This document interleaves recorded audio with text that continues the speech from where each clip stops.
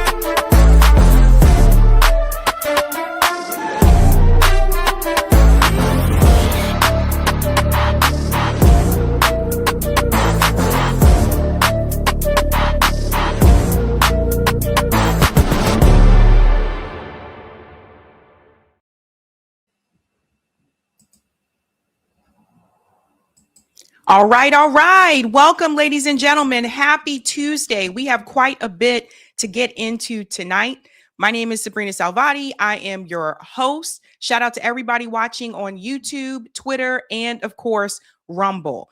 Tonight's theme is the bigger picture, and that's what we're going to try to look at when we discuss these stories tonight, because I do think that oftentimes that gets lost like in the mix.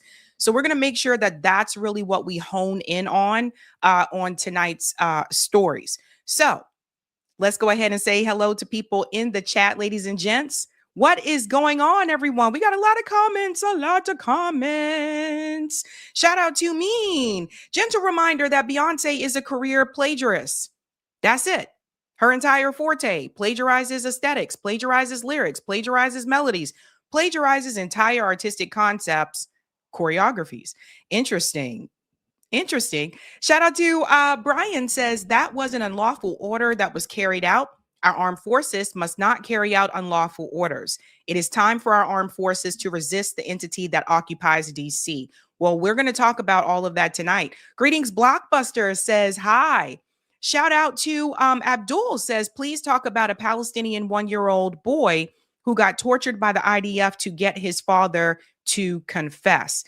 I have to look into that story. Someone sent me the headline, but I didn't have the details. So I have to look into that story. Thank you. What's up? CBC Voter says happy Tuesday, Sabby, Sabs, and Eric. General strike, take control, US. I'm all for a general strike. Let's give a shout out to April for becoming a Sabby member. Let's give April a big whoop whoop in the house. Greetings, Natasha.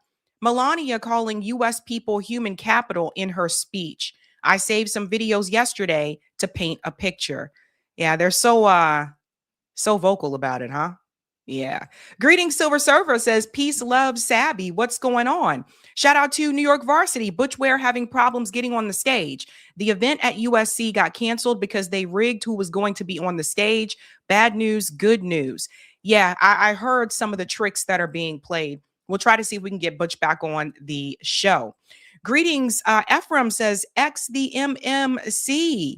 Shout out to Author, said it's getting to the stage where privacy is a joke. The world needs to get rid of Trump and Netanyahu immediately. They are subhuman. How much more proof do we need? Shout out to Mr. Moto, says, is Beyonce still a thing? Greetings, Cloudness. Ayo, I ain't going for any lockdown. I didn't do it last time, and I'm definitely not doing it ever. especially since I've been on a real lockdown. So it's whatever with me. Salute to Sabby, B1 fam. So thank you for mentioning that, Cloudness. Please make sure you answer that poll question that is related to one of the stories tonight.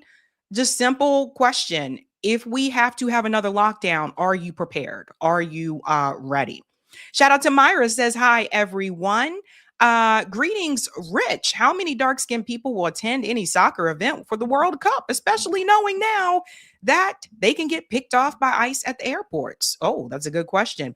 Greetings, Doug, says, hi. Shout out to John, says, first. And greetings, Wahoop, says, good evening, Sabby and Eric. Shout out to all the comrades in the chat. Greetings, all one same, says, hello, good Sabby friends. And shout out to AB Media, says, hey, Sabs, what is going on? Okay, ladies and gents, we have a lot to get into. If you haven't already done so, please do a solid and smash that like button for me. And if you're new, don't forget to like, sub, and share, just like a Care Bear. Let's go ahead and give a shout out to the patrons who are keeping the lights on around me, ladies and gents. How are you guys doing? Shout out to everyone who is a patron. Thank you guys so much for your support. If you're interested in being a patron, I have 5 categories for you. We have the ultimate, the Sabinators. There's Sabsters. I think they're cool too. We love them all. There are also Sabbies, and they're not too shabby. And last but not least, we cannot forget about the members. All of their names are listed here, and you can also see their names scrolling across the bottom of the screen there on the ticker throughout the show. We will shout out new newbies on Thursday. There's so much going on. I tell you, the news just keeps changing. I was like, good grief, what is it now? But a lot that is happening, ladies and gents. So let's go ahead and show you that thumbnail so you can see what we are discussing tonight. We will do call in tonight after the show. It's been a minute, so it's nice to check in with everybody. So stay tuned for that. Tonight, ladies and gents, we are discussing the Iran war is heating up. Things are getting incredibly crazier and scarier at this point in time. Tonight, we're going to discuss Iran energy plants have been hit. This is a big deal. We're going to talk about those power plants that were hit. Obviously, this is a war crime. You cannot strike water. You cannot remove power from people. We're also going to get into the statement that Donald Trump made today. More troops are going to Iran. That was also just recently announced. And Tel Aviv on fire because Iran has responded after those hits. So there's a lot going on there with the Iran war that took place within the last 24 hours. We got to dive into all of that. We're also going to discuss Donald Trump is there up in the thumbnail. Donald Trump has sent ICE to the airports. I think this is one of the ones we really have to look at the big story about, right? We're going to talk about why they're there, what is going on with TSA, but ultimately the big picture about both of those organizations. We're going to get into that. I guess if you went to the airport anytime soon today, you'll have to let me know how that experience went, because I have some videos to show you guys that people are standing in line for hours and the lines are mega long. We're also going to discuss, this is an interesting one. Andrew Colvin has to come forward again with another explanation after it has been now revealed that the person that he apparently sent those Charlie Kirk text messages to is none other than Joe Kent, who just resigned from the counterterrorism unit in the Trump administration. So everything is coming out. And honestly, now that this information has been revealed, this looks even more like a TPUSA cover-up, allegedly. You'll see there's Governor Abbott there again. We're talking about Texas again. I'm sorry, but for the people that live in Texas, something wild just happened in Texas. There was an oil explosion. And this is the part I want you to pay attention to, because that's the story that poll question is going to be applied to about the lockdowns. I'm going to tell you about that IEA report, which should have everyone concerned. What we just saw happen in Texas is just the beginning. And last but not least, let's talk about the Beyonce trouble, or at least with the mama. Beyonce's mom is in hot water. Hot water. The people are mad. People are mad because something is happening with her food and it's making people sick. So we're going to get into all of that as well. And that also took place in Texas. So I guess it is just a Texas week. Maybe it is. The theme again tonight is the bigger picture, ladies and gents, and that's what you need to focus on. What is the bigger picture? Quick announcement before we get into the first story, and I'll show you this again at the end of the stream. But I want to announce it now, and I'll announce it again. First of all, if you are receiving any invitations with my name on it, make sure you send it to me. That's going to be there's going to be a halt put to that very soon. Hopefully, these people are going to have to find out the hard way. I do not send out invitations to any of you using Signal, Telegram, any WhatsApp, none of those things. That's not me. So someone sent me one today to let me know that there is a request coming from Signal that says interview on Sabby Sabs podcast. So first of all, that's not me. I'm not on Signal. This is someone trying to scam you. You guys have got to be careful. I would never contact you in that way. So the way that I contact you is via my newsletter. So if you receive any invitation using my name, let me know, because we're going to be putting a stop to that. We're going to be putting a stop to that. I don't want to get into too many details because these people, they sometimes watch the show and then they'll get ahead of things or whatever, but that's not me. And you should ignore anything like that you get. It's people trying to get you to click on a link so that they can get information from you. Sometimes they want to get money from you. That's not me. If you receive any comment as a reply to one of your comments under my video using my face and my name, let me know. That's not me. There's a lot of scammers out there, guys. You've got to be careful. Okay. All right. Let's go ahead and get into the first story. We can go to part one. Eric. Yeah. Eric said, don't get fished. Yeah. Be very careful, guys. Sometimes they'll send it via email. Sometimes there's a lot of phishing scams that are going on. So you guys have got to be careful because they're trying to get information. They're trying to get your money. They're trying to hack you. You got to be careful about the links that you click on. Okay. All right. Let's go ahead and get into the first story, ladies and gents. So if you went to the airport recently, let me know how it went. Okay. Because I have seen the videos of people waiting in line for hours just to get through security. It is a mess right now. And part of the reason why it's a mess is because TSA workers are not being paid. So some of the workers are working and they're working for free. Some of them have been calling out. Some of them are just like, I'm not coming in. I mean, we can't expect people to work for free. But why is this all happening? Let's go ahead and get into this here. Why is TSA not getting paid? All right. So let's get into this. They're talking about this here in Atlanta, Georgia. That's one of the places that I'm going to show you guys. TSA workers are going without paychecks because Congress has failed to agree on a full year funding or continuing resolution for DHS workers. This has led to a lapse in appropriations and has triggered a shutdown, which is a partial shutdown of federal agencies.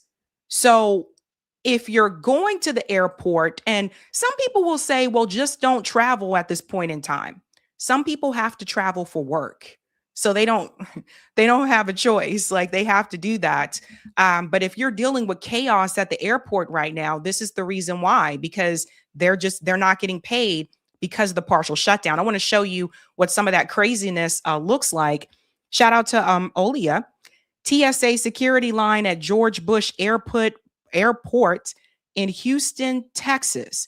Starts in the basement, loops around outside before re-entering the terminal. The wait time is plus 210 minutes. Look at this, guys.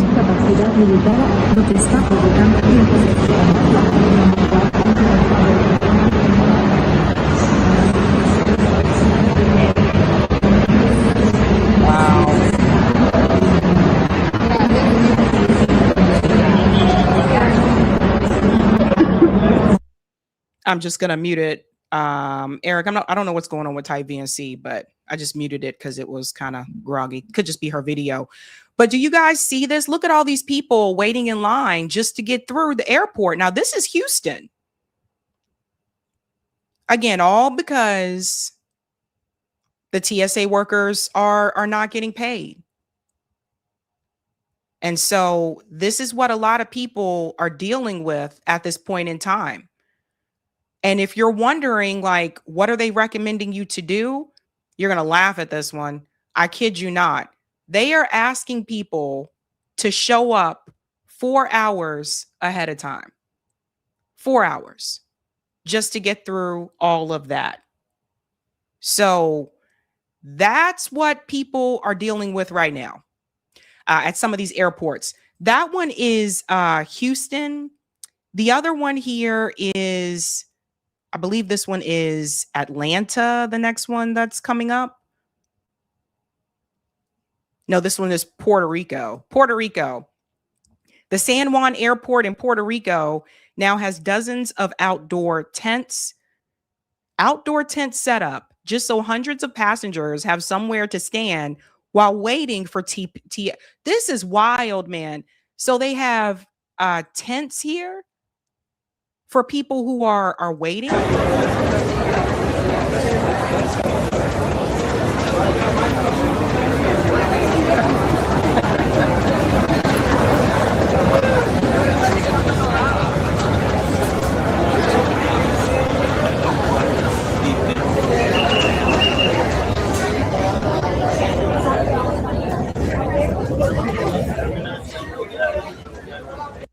Yeah, I mean, you guys get the gist of it. Steinbar Sports says flying in the 90s was the way to go. You know, we're going to get to that.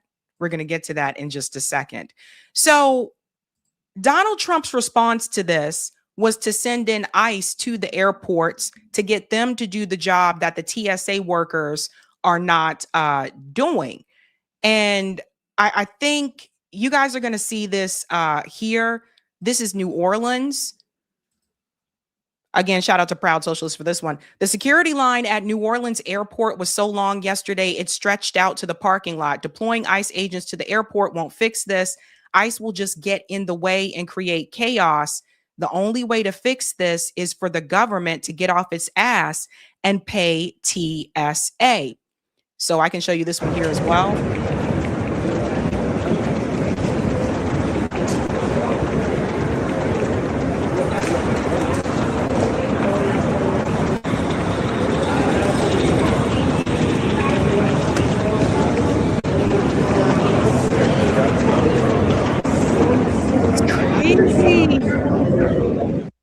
There's no way I'm waiting that long, buddy.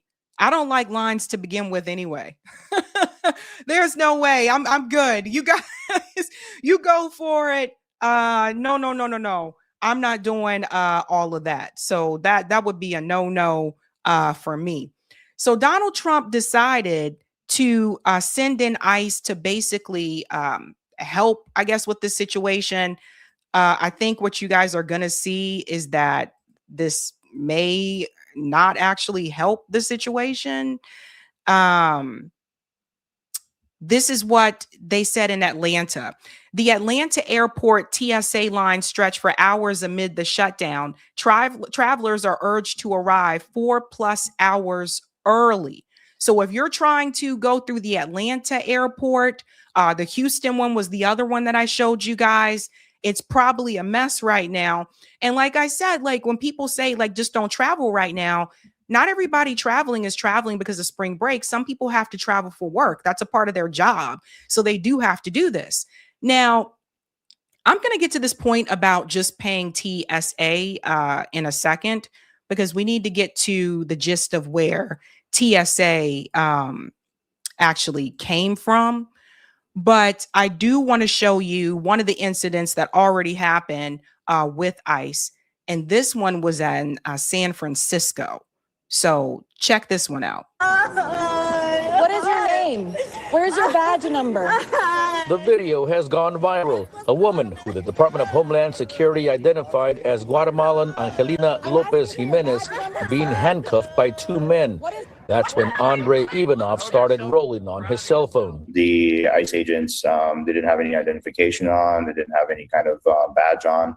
They looked just, two guys with little, backpacks. Although they were not wearing any department insignias, DHS says they were ICE officers transporting a woman and her child to an airplane.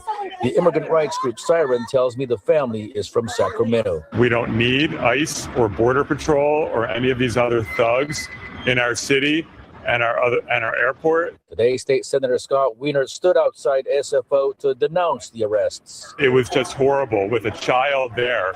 It reminds me of what we saw in Minnesota with Liam Cornejo, that young kid with the bunny hat on. But DHS says the family had a 2019 final order of removal. Let me pause here for just a second, because here's the thing. Obviously, some of the people that go there are going to be going there to do their job. They're like, okay, I'm just going to do what TSA does, right? But there are going to be some that are going to try to start some type of chaos, right? So this is one of the examples that's going viral, that's around on social media, and everybody's asking like, well, where's the badge number? Are they showing the badge? Most of the pictures that I saw where the ICE agents were at the airport, it said ICE like on their uniform. This guy didn't have a badge. I didn't see where it said ICE or whatever. So they're just kind of like, yo, what is going on? You're trying to handcuff this person. What is happening here? So I understand why they had cause for concern. And while they were being escorted at the airport for processing, Jimenez attempted to escape and resisted the federal officers. She didn't want to go, and she tried to grab onto the seat next to her, and they forcibly put her into that wheelchair. Video also shows San Francisco police officers observing the arrest. It appears that SFPD were there to maintain order in the airport, and they are always in a very, very difficult position when you have ICE doing the things that it does. We need to see your badge number. Tonight, tensions remain high at airports across the country. This is an illegal arrest. Show the badge number. Well, that the Jimenez family did, in the end, board that plane and should be in Guatemala by now. We're live at it. So they were going to Guatemala, right? So obviously these things are going to happen. Eric, can you close those first two tabs? That'll help it a little bit, I think, with type VNC. Basically, to make a long story short, these kind of things are going to happen. There's going to be people that are going to do that are going to exert like their force. Obviously, you guys know how it really goes. The crazy thing about all this is that now Donald Trump is saying that he wants to bring in the National Guard to the airports. And basically, this is like Donald Trump trying to do some type of flex. He's trying to flex against the Democrats because the Democrats won't approve his bill, which is exactly why the TSA workers are not getting paid. That's why there's a partial shutdown. So this is kind of his way of saying F you to the Democratic Party. But I want you guys to think about something when these things happen and these types of decisions are made. It's never to the point where it impacts people who have money. These decisions that are being made, it always impacts the working class. Those of us who ain't got it like that. Billionaires have private jets. They don't have to wait in line at, Atlanta airport or the Houston airport. They can hop on their private jet and skip all of this. So a lot of times when you see a lot of this chaos that is unfolding, it usually impacts us.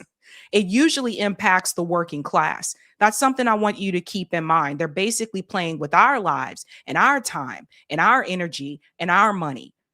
So here's Donald Trump talking about bringing in the National Guard. Let me just go back up here a little bit.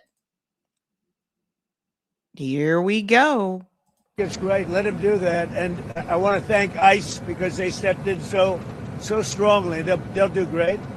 And if that's not enough, I'll bring in the National Guard. We're not going to have the Democrats destroy our country. These people are the most destructive, sick people, the Democrats. And they're fighting for this. They're fighting for men and women's sports. They're fighting for transgender for everybody. Everybody go out, get your kid a nice operation, and change the sex of your kid. They're fighting for, think of it. It's great. Let him do that. So it's so interesting because a lot of this just goes back to economics, which is what we really should be focusing on, right? We really should be focusing on economics and why things are not getting better for those of us that live right here that are part of the working class. And I feel like both parties, they missed the boat on that, but they do it intentionally. One of the things that I do want to talk about is the bigger picture, right? So when we look at the bigger picture, when was TSA implemented? When everyone's saying just pay the TSA workers, does anybody remember when TSA was implemented? Let's take a look-see, right?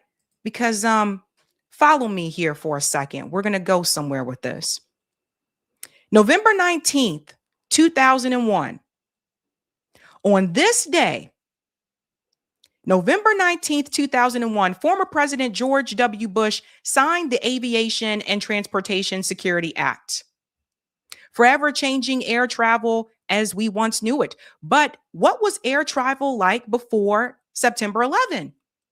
Before September 11, air security was outsourced to private contractors and was much less stringent than TSA's current standards. Travelers passed through metal detectors and friends and family could accompany them to the gate, delaying hugs and goodbyes to the last possible moment. You could bring blades up to 4 inches or box cutters on board as they were not considered menacing, according to FAA manual. So this is something that we have to hold on to and pay attention to, because sometimes people forget. But for those of us that flew prior to September 11, we know there was no TSA.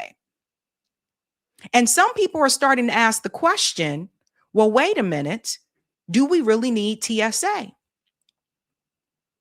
What could make this better? You know, the whole issue with the box cutters and, you know, the pilots, that the guys that hijacked the planes and they had the box cutters. There could have been other regulations that were put in place that you could not bring box cutters, right? You couldn't bring like the small knives, even the pocket knives or anything like that. You can still go through the metal detectors, etc. But they decided to create TSA. And the reason why I'm bringing this up is because the sole reason that TSA was created was as a response to September 11. And now, knowing what we know about September 11, now that we know more about it, do we really need TSA? We have another one that we need to ask a question about, and that's ICE. When was ICE created? Does anybody know? Take a wild guess. Take a wild guess.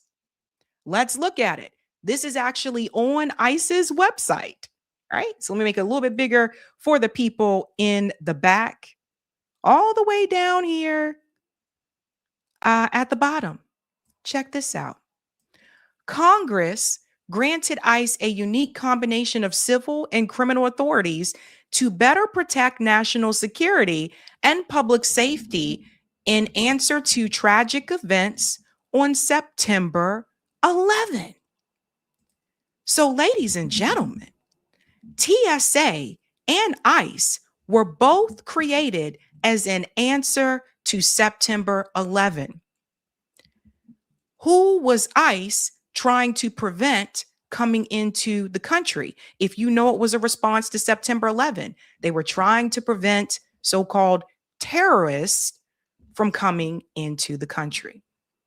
Now, knowing what we know about September 11, the more truth that has unfolded, was this the right response? We already had immigration enforcement in the country prior to ICE. When you look a little bit further, just want you to think about the bigger picture. Someone pointed out something that I did not think about. Remember how Michael Moore's film, Fahrenheit 9/11, entirely focused on Bush's relationship with the Saudi royal family and bin Laden, but ignored the strong Israeli links in his administration? It largely sidestepped the role of pro-Israel neoconservatives in the Bush administration. Paul Wolfowitz, Douglas Feith, Richard Pearl, in pushing for the Iraq War or broader U.S.-Israeli strategic dynamics in the Middle East. So if you haven't seen that documentary, you should watch it. If you go back and watch Fahrenheit 9/11, you'll see who Michael Moore did not call out. And if you look at who produced that documentary, it'll all start to make sense. So we have big issues about, immigration. People have disagreements about immigration in the country. I totally get that. Different opinions. But ultimately, none of these presidents decided to resolve this issue. None of these presidents decided to find a way for people to have a faster path to immigration in the country. None of these presidents decided to stop these damn wars. None of these presidents decided to stop practicing imperialism in these countries that many people are leaving from to come here. So while everyone is talking about, oh no, ICE is at the airports, get them out of here. While everyone is talking about, oh my God, they're bringing in the National Guard. TSA is not getting paid. Pay TSA. I think it's time that people ask the bigger picture. Prior to September 11, there was no TSA and there was no ICE.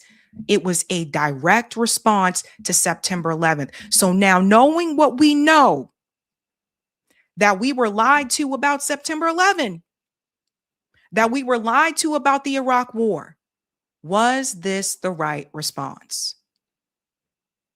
Then, of course, if you remove TSA and if you remove ICE, then all those people are also out of a job. So it's a sticky situation. They would have to find other employment for them. Let's try to make sure that we look at the bigger picture. That's all I'm saying to everybody. Look at the bigger picture. Because I'm starting to see things in a whole different light when you look at why they were implemented in the first place. You notice none of these agencies are trying to keep Israelis out the country, are they? Right.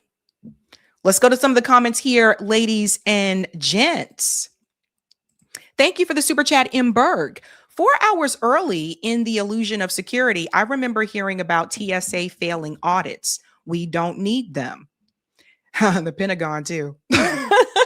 Thank you, Peter. No TSA equals false flag attacks opportunity. That happens anyway. I hear you, but I'm just saying that happens anyway. Peapod said, you can't just snatch people. Is that a squirrel? I think that's a squirrel. Thank you, guys. Thank you so much. Okay. Wait for this next one because I don't want to scare people, but I do want you to get prepared for this next story. Smash the like if you haven't had a chance to do so, ladies and gents. Thank you. Let's keep it moving and grooving. As we go into this next story here about this Texas oil explosion, again, I want you to ask yourself about the bigger picture. So there was an oil explosion in Texas on Monday. Yeah, right around the time, we had the war with Iran. And all of a sudden, we're talking about needing oil and oil refineries being attacked in the Middle East. And all of a sudden, out of nowhere, an oil explosion happened in Texas. But it's not what people think, even though propaganda would allow you to believe that was the case. Press TV shared this: an explosion has occurred in the Valero oil refinery in Port Arthur, Texas. No details have been released yet about the cause of the explosion or any potential damage and casualties. I want to show you one of the videos here. This is pretty messy. Look.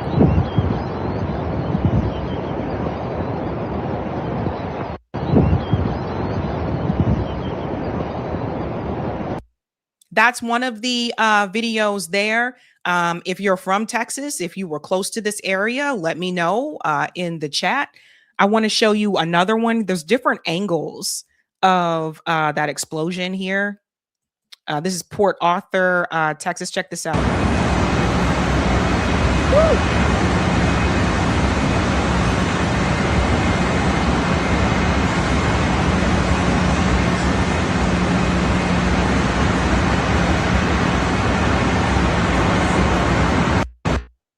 Now, despite what people would have you believe, this was not a sleeper cell from Iran.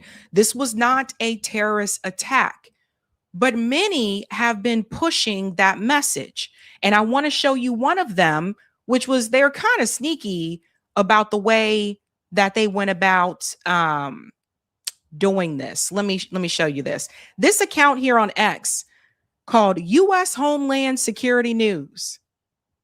You see the name? U.S. Homeland Security News. Commentary accounts.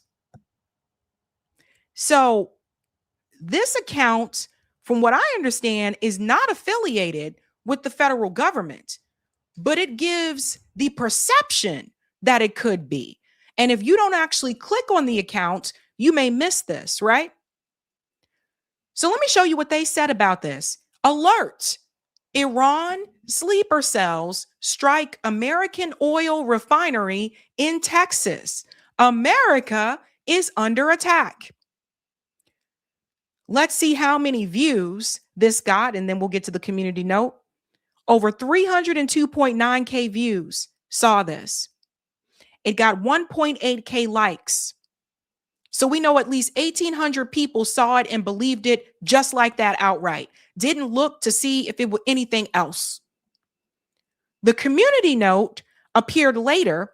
And for those who are not on X and are not aware, I do want to let you know, unfortunately, by the time a community note is added to a post, oftentimes it's already too late because hundreds of thousands of people, sometimes millions, have already seen it. And then they start to spread that information. So you see, they're just putting anything out.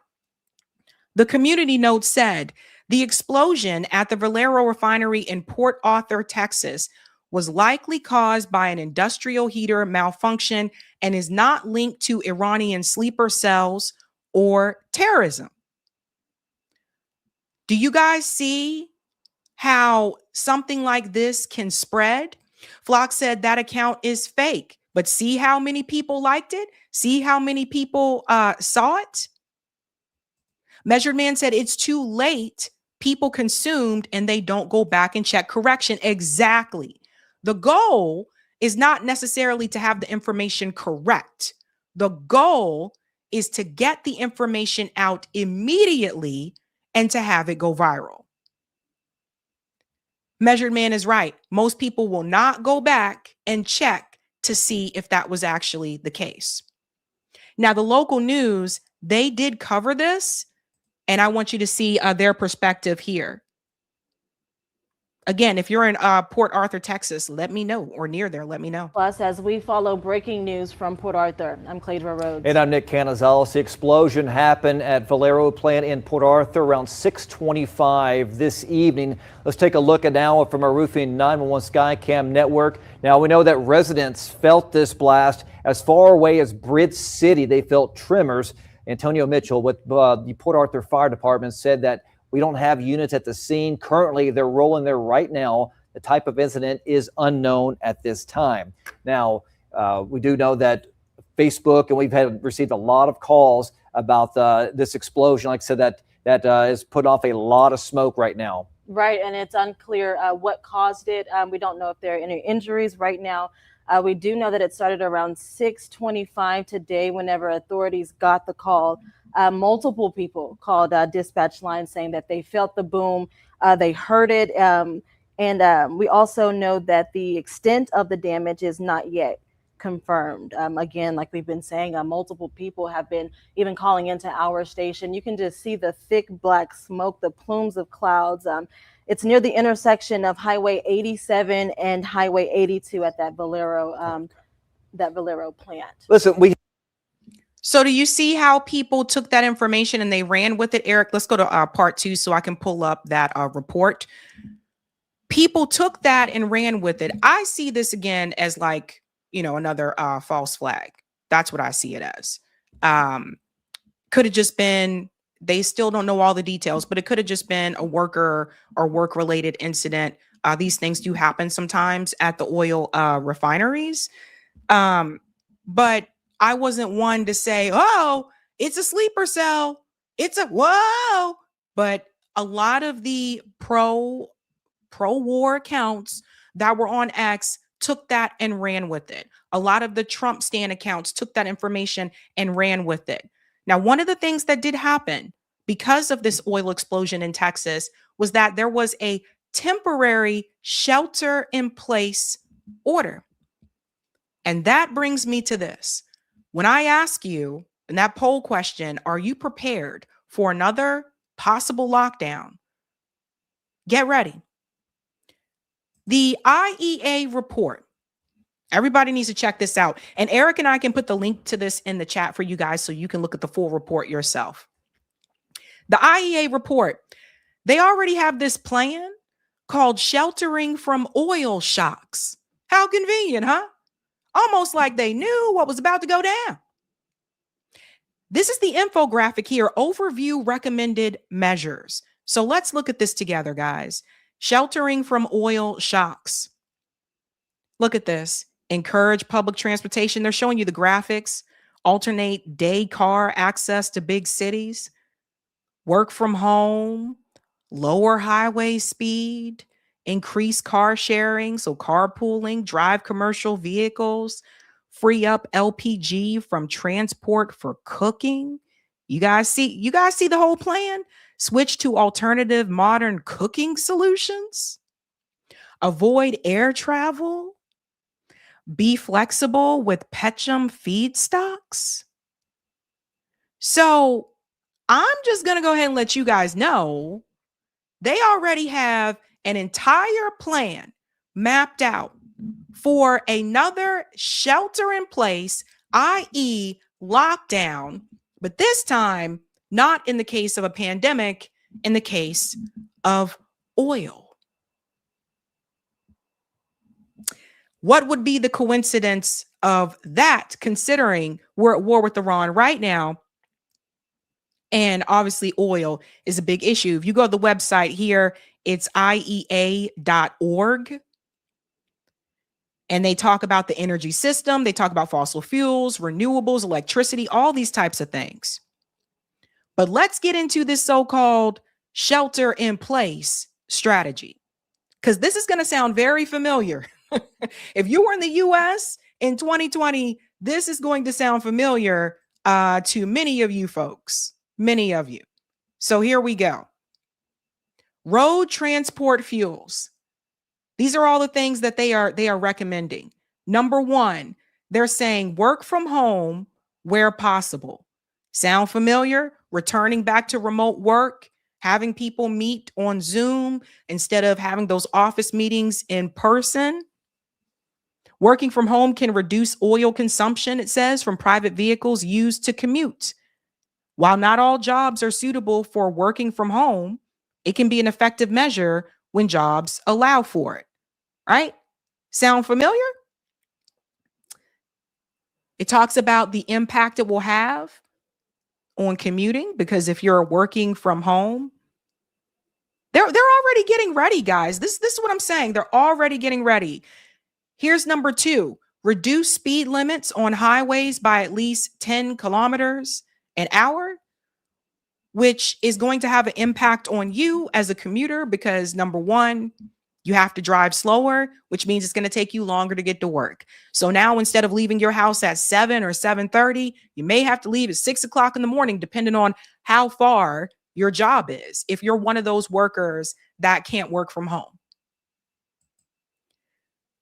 They're talking about lowering the speed limit on highways can reduce oil consumption for passenger cars, light commercial vehicles, and trucks. That's number two. They even talk about how the government can enable it. Governments can mandate a reduction in speed limits by law or launch an information campaign asking drivers to voluntarily lower their speed. So if the government mandates it and you don't follow that government mandate, what could happen? You could get a ticket, maybe arrested. I don't know. All I know is they're already mentioning the word mandate again. If we go to number 3, encourage public transport. Hey, I'm all for public transportation. There's just one problem, though. Every city doesn't have public transportation. I mean, when I lived in South Carolina, like, we didn't have public transportation. Like, you had to have a car. So if you live somewhere where there's no public transportation readily available, what are you supposed to do? Right? Now, this says something about American infrastructure, because while we have spent years investing so much in other countries, we have not invested in our infrastructure the way that we should have in this country. We should have high-speed rails in the United States just like they do in Europe, but we never got that accomplished. All that money went to wars. So get ready for that. Shifting travel away from private cars to public transport, such as buses and trains, can reduce oil demand. Most public transport vehicles rely on electricity rather than liquid fuel. So they're encouraging people to take public transportation. Let's see what the 4th recommendation is here. Increase car sharing. So carpooling, I think I skipped number 4. There we go. Alternate private car access to roads in large cities on different days. So this means private vehicles are allowed into designated zones in large cities on specific days only based on their number plate. So if you have a vehicle with the odd number plate, you have access on certain days of the week than those with an even numbered plate. I'm just imagining all this working out in my head. Like, this sounds interesting. But the alternate private car access, that's another plan for that. They said that would also help with oil. 5, increase car sharing and adopt efficient driving practices. So here they're talking about carpooling, which is another thing that I did mention before during my mutual aid workshop. I talked about carpooling is one of the things that that you can do. Apparently, from what I read, this was like a big thing in the 70s. There was some type of gas issue in the 70s, and carpooling was like a big thing. But that is one of the things I mentioned for like mutual aid, that people can carpool, like those that don't like have a car, you can carpool with other people. But they're saying just in general to carpool, right? So I told you they got a whole plan for this. And then number 6 is efficient driving for road commercial vehicles and delivery goods. So those vehicles, like the delivery trucks, road commercial vehicles, are major consumers of diesel and oil products strongly affected by the current crisis. Their fuel efficiency and mode of operation can significantly impact oil use. So they would have to implement something for them. They said the government can introduce eco driving techniques. Notice with all of these, they're talking about what the government can do to make it happen. Once again, the government making the decisions, right? But another thing I want you to think about with this plan here, this report, if you notice, these things do not impact the billionaire class. All of these rules that I laid out, that impacts the working class. This is what I said before about when they make these decisions and they implement these laws and policies, a lot of times it impacts people who are working class. In other words, under this plan, our lives would become more difficult, more stressful, harder. But if you're a billionaire, that is not going to happen. You're fine. I mean, when the government implements these rules and policies, are they going to tell the billionaires they can't fly their private jets? How are they going to tell them what to do when the billionaires are paying them? Something to think about. when you look at this, the fact that they already have the plan, and this is why I say that oil explosion in Texas, number 7, divert LPG use from transport. So they're saying they want people to shift away from LPG for cooking in certain regions. The government can support a reduction in LPG use in transport. So it says the government can enable this by most LPG usage is driven down by its favorable price relative to gasoline. By adjusting taxation, governments can temporarily encourage drivers to choose the gasoline option instead of LPG, particularly in converted vehicles or bi-fuel ones. They go into a whole thing, air transport fuels. Like, the point that I'm trying to make to you guys is this. Let me close this tab here. They got a plan. New IEA report highlights options to ease oil price pressures on consumers in response to the Middle East supply disruptions. But it will make things more difficult for you. If you already have stress now throughout the work week, and I know a lot of people have stressful commutes as it is to go along with their jobs. If you already have that, imagine what it would be when this happens. And are we supposed to believe that all the rich people are going to follow these rules? Hell no.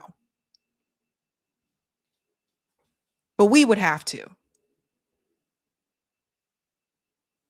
So the poll question that I have there where it says, are you prepared for another lockdown? The reason why I'm asking that question is because when the oil explosion happened in Texas, there was a temporary lockdown. Are you prepared? Do you have enough food? Do you have enough, water? This is where, the crazy person in the neighborhood, or the one that everybody calls the crazy person that has a basement full of supplies in the event of a doomsday event. This is where that person might come in handy. Because I think we all know what happened before with the pandemic. And I'll tell you, I was not prepared. I mean, especially if you're living in an apartment, you don't have a lot of us here in Boston area, there wasn't a lot of space. So people just weren't prepared. So read this report. Eric can share the link in the chat for you. There's more of it. It's a whole report, whole PDF that you can look at. But essentially what I gathered from this is they're already preparing for the next thing. And they're prepared. But the question is, are we prepared? And I don't know. This is crazy. What is the right answer to this? Easy. End the war. End the war with Iran so that people don't have to deal with this. Leave Iran alone. End the war. And we'll continue on as we have been. But this is ridiculous. We're the ones who have to make the change. The working class, we're the ones that have to change. Our lives are the ones that are going to be impacted, not the billionaires. Let that sink in. Let's go to some of the comments here, ladies and gents. All right. FM says, not terrorism, just worker incompetence. Nothing to see here, folks. Yeah. Review says information war. There is an information war that is going on. You're correct about that. Playmaker, thank goodness I actually checked if that account is fake or real. Yeah. They shouldn't have a check mark, but they do. So it's all over the place. Bridget says the goal is propaganda and fear mongering. Yep. Thank you. Where's the love? Another primarily Black community faces an environmental incident that will affect their health. Port author. Thank you, Lake. 63% of Americans believe mullahs are exceptionally bad people, though 99% have never met a mullah. International Statistics Institute. Interesting. Thank you, Terrestrial. I'm very anti-war, but personally believe that it was an attack not being reported as such intentionally. I don't think they'd want us knowing. Interesting point.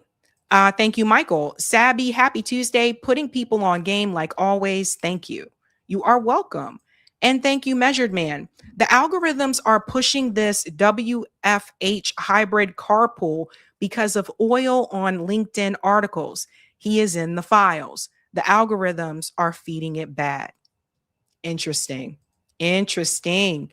Let's get that Rumble rant. Thank you. All right. Thank you, RB Ham. For the Rumble rant, effective April 20th, 2026, the U.S. Army is increasing the maximum enlistment age from 34 to 42 and eliminating waiver requirements for a single conviction of possession of marijuana. I wonder why. Could you imagine being drafted at 42 years old? Thank you, Meteor Dreams. Sabby, have you heard the latest news that the U.S. Treasury just declared America insolvent? No, but that doesn't surprise me. This is another black eye on top of America losing the war. Meanwhile, people are excited about K-pop. Yuck. Interesting. All right, ladies and gents, if you haven't done so, do me a solid and smash that like button. And if you're new, don't forget to like, sub, and share, just like a Care Bear. All right, quick reminder, we will do call in tonight after the show. I would love to hear from you guys. I know it's been a hot minute, so we will get into all of that. Okay, this next story, if you're a Beyonce fan, well, you're going to have to... This is about Beyonce's mom. This is not good for Beyonce's mom. So Tina Knowles, who is Beyonce's mom, she apparently opened a Tina gumbo pop-up, right? So you guys have seen these food pop-ups before. They just pop up sometimes at fairs or festivals, and you can, just buy their food there. Now, apparently her specialty is supposed to be this gumbo, right? And gumbo is one of those types of meals that if you don't do it right, especially down south, people will check you, right? But apparently it's her recipe, something that she's very proud of. So she had this pop-up in Houston, Texas. It's called Mama Tina's Gumbo. But there's just one problem.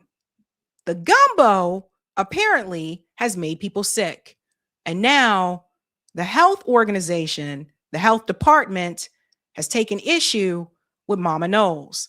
Let's go ahead and bring it in here, ladies and gents. Mama Tina's Gumbo cooks in 16 to 18 hours. Now it's at the rodeo. So this was the Houston rodeo. Check this out. Okay, Mama Tina, it's good. It's good. I can't wait to try it. So I'm so excited for Mama Tina's Gumbo. Every year, the Houston Livestock Show and Rodeo introduces new foods to tantalize our taste buds. This year, it is the debut of Mama Tina's Gumbo. We are excited to try it, and we hope you will be too. And right now, we have Miss Tina Knowles here to talk to us about this. Hey, Miss Tina. Hi. Okay, so tell us, what is in this famous gumbo? Well, we have two types. One is chicken and sausage, and the other is seafood. That's the deluxe. That's my favorite. Gumbo is so flavorful. It is cooked for 16, 18 hours, just simmered to perfection. We haven't had one person not to say that it was delicious. That's pretty amazing. Have you had it? I have not had yours yet, but we're gonna fix that. Yes. So are you actually making this gumbo for everybody out here? You're the one putting in the hours to create this? Well, I have two young partners, and they had the most delicious gumbo. They brought it for my book tour. And so their recipe was delicious. So I put all of my Louisiana touches and my family recipe little tricks in there and combined it. And now it's like a hybrid of both. All right. The biggest thing here that we've seen on social media, people want to get to the gumbo. They do. What do they need to know about finding you out here on the ground? We are in the kids section, and we are by this big Ferris wheel right here. Okay, perfect. My last question, is there any way we can get this for people at ABC 13? I'm being selfish now. We'll send some over. So here's the gumbo. And, someone already said it in the chat, and I just have to add here, You know, my mom told me when I was growing up that there's just certain foods that you can't eat or trust from everybody. And one of those foods is potato salad. And my mom was right. You know, I gave it a chance in my life when I was a lot younger. And I had to learn the hard way. You really can't eat everyone's potato salad. You just can't. I also feel like gumbo is one of those foods that you really got to do it right. Now, from what I understand, Tina Knowles is apparently, isn't she originally from like Louisiana? And gumbo is kind of their thing. So I expected this to be phenomenal. But apparently, that's not what the people are saying. And I'm going to show you what people had to say about it and why this now pop-up had to close down because it wasn't following protocol here. So sometimes a name is just a name. And when you actually try out the product, it's not exactly, you know, what you were hoping for, right? So let's see what the people actually had to say.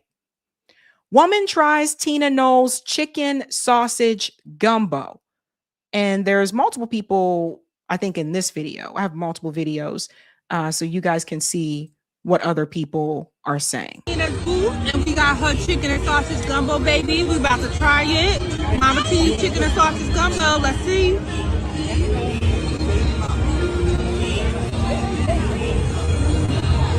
Rated from 1 to 10. From 1 to 10, I'll give it about a 5. She gave it a 5. Now, someone said that Tina is from Galveston, Texas. Isn't her family, like her roots, though, from Louisiana? I thought her roots was from there, but thank you so much for that. She gave it a 5. Let's go on. I think mine tastes better than this, actually. But it's good. It has a lot of meat in it and a lot of, you know, chicken and sausage. I give it a 5. Still gives it a 5. So she said there's a lot of meat in it, a lot of chicken and sausage, but still gives it a 5. That's not good. Like, if I gave you a 5, if I gave your food a 5, I'm not, that's not a go out and buy me thing. Here are other customers here who decided to try it. Vicky Can't Miss said Beyonce's mom, Tina Knowles, is getting dragged over her gumbo at the Houston rodeo. If anyone in the chat, if you've ever been to the Houston rodeo, let me know what's up and how it is. Oh my God. This tastes like water. That they added some. You know the seasoning for noodles? That's what it tastes like, the noodle juice. It is bad. Oh Lord, please, I can't. All right, I gotta go. It stinks. It smells like burnt fish stuff. Like burnt fish stuff with gravy.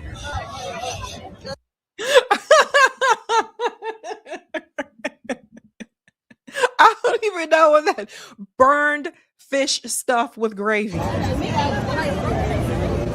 like to, but the smell is I can't even go through with taking a real taste. I'm going to pass, and I'm going to leave that shit for the dogs. I'm going to set it over there where she can have her shit back. I just ate some of Mama Tina gumbo at the rodeo. This guy, you can't hear as well. I don't know what happened to us. And you guys saw her, right? But here's the problem. The big problem is not how bad it tastes, like people saying that it tastes like water, or someone mentioned in the chat something about meatballs and I didn't know meatballs went into gumbo. I didn't think it did. But all different types of things. But that's not the big issue. The big issue is that people were getting sick. And this is where we're getting into the health violations. And, you know, this is a serious thing, guys, that I want to bring up here as well. So the Houston Health Department, they shut down Tina Knowles' gumbo food booth after a customer became ill. And from what I understand, I don't think it was just one customer here. So let me just go back. Go back one more. It's this one right here. I hate to be the bearer of bad news, but that gumbo is what made me sick. I told you all I called the health department. Um, it says, "Good morning, Erica. This is Justin with the Houston Health Department. I was calling to give you an update on the complaint filed against Mama Tina's Gumbo at the rodeo. In short, the temporary establishment was closed due to inaccuracy between their permit application and the actual food preparation they were conducting. We also discarded all gumbo on site due for the same reason, as well as the food being stored inside unapproved containers." So this is a problem, right? So this woman here said she got sick and she contacted the health department. And listen, you guys, like I love like, going to food trucks or going to like food pop-ups just as much as the next person. I love doing those things. But that doesn't mean you got to be careful. Like sometimes people aren't washing their hands. Sometimes people aren't storing foods and to this point, proper containers that is required. I'm not sure how it was allowed to operate for as long as it did. But who knows, sometimes with these festivals and these fairs, like they can kind of maybe get away with it a little bit easier. But this is a problem, right? This is a big problem. And we cannot verify proper cooking methods for pre-cooked batches of gumbo. At this time, they are not allowed to operate until a new application is submitted. A health officer can verify proper food preparation on site, and the permit is approved and fees paid. So they were saying basically to their response to her that a health officer can verify proper food preparation is on site, but they weren't able to do anything until they got that clearance, is basically what they were saying. And that's very troubling. Again, it's one of those things like it's not that this doesn't happen to any other group or any other business, but when you're Beyonce's mom, people are expecting a different level. And I would imagine that many people probably went to that because of the name, because they said, okay, this is Beyonce's mom. Like it's her pop-up and she was physically there. So obviously people want to go to it because they want to see her. They probably want to meet her, that type of thing. And then they want to try her food. Eric, can you fix this? It's, I think, stuck there. And they want to try her food. But then for people to get there and to try it and it to not be great, then it's like, and then on top of that, people getting food poisoning. So that's another issue there. Let's come up here. Oh, let me come down. Let me close this and come back in.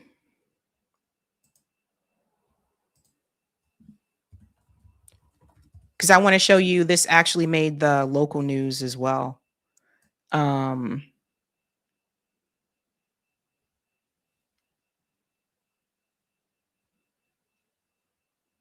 1 second, guys. I'm waiting on the tight VNC. I don't know why it's doing this, but it's taking a minute to load.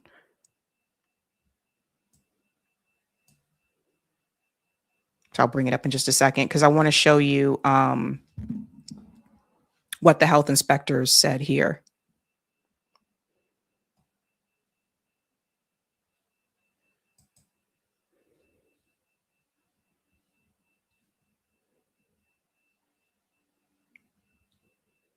Okay, I have it on my end. I don't know what's going on. There it is. Okay. Health inspectors found thawed seafood, food stored in buckets, leading to temporary closure of Mama Tina's Gumbo. So this was under Click to Houston. So people can see this here. 1 second, guys. I'm trying to. We have new details on what health inspectors found before temporarily closing Mama Tina's Gumbo at the rodeo last week. Inspectors found multiple issues. I was trying to read the article. I don't know what's going on here. 1 second.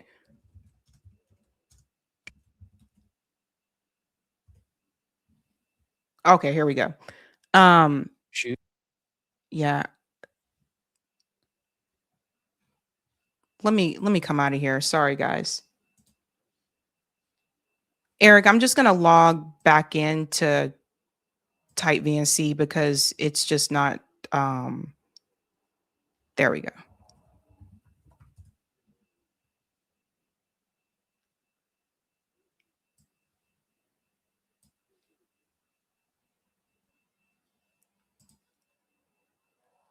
Yeah, Eric, there's nothing on my end. I can't see. It's just black screen. Yeah, it doesn't look like that for me. Okay, but just go ahead and put it up there. Okay. So anyway, it says the health inspectors, they found thawed seafood, food stored in buckets, leading to temporary closure of Mama Tina's gumbo. Can we just scroll down a little bit there, Eric? Cooling.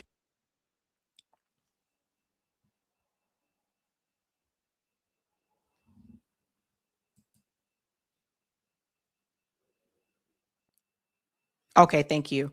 So it says here that the Houston health inspectors investigate. I don't know what just happened to the article.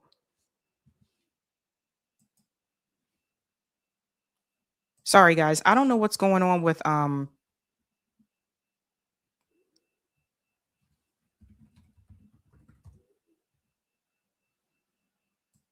me try it again.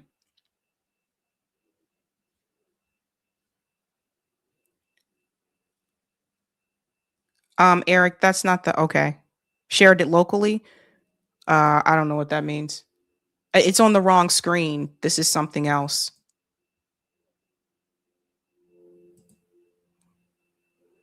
Share it locally. I don't know what I can't do. Okay, let me see.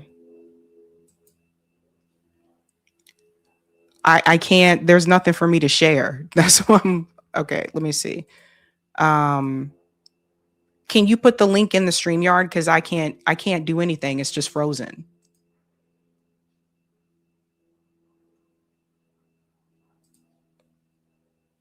Sorry, guys.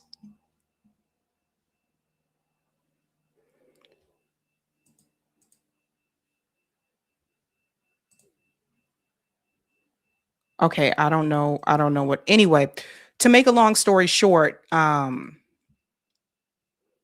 me put this here. I'm trying to get to that article of the health inspector, but it's not, I don't know what it's doing. So let me just try it this way.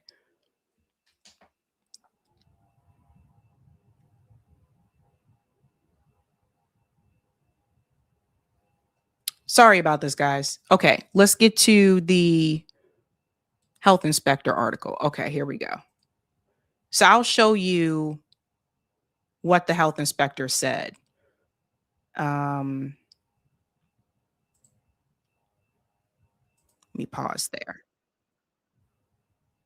Yeah, I really didn't want to share it this way because it's too many ads, but here we go. Let me pull it over here.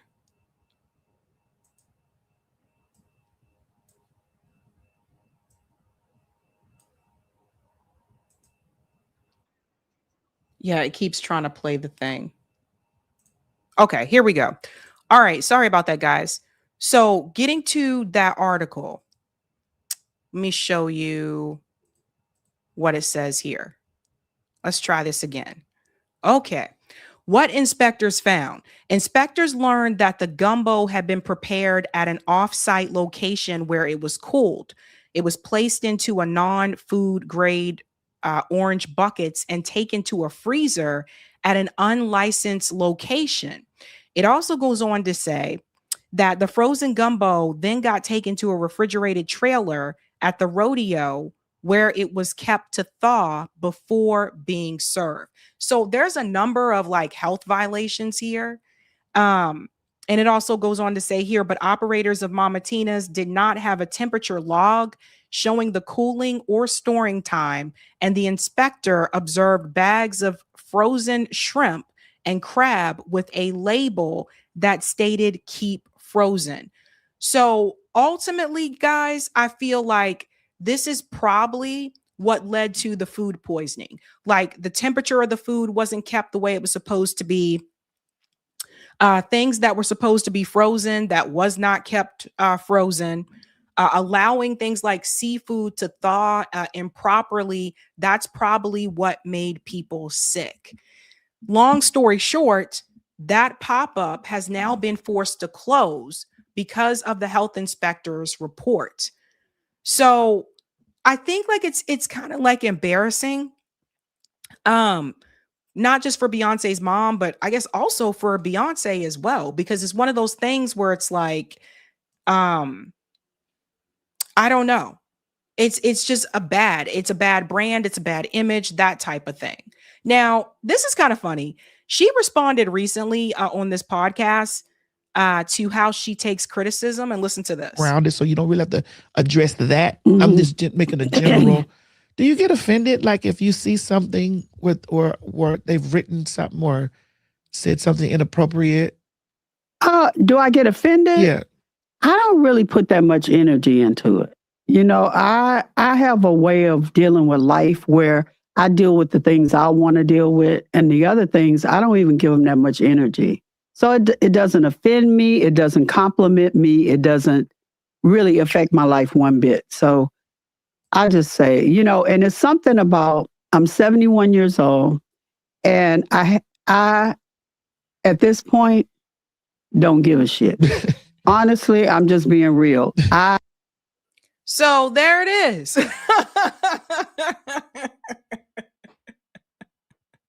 There it is. She just honestly does not give a shit. So there you go. There you go, folks.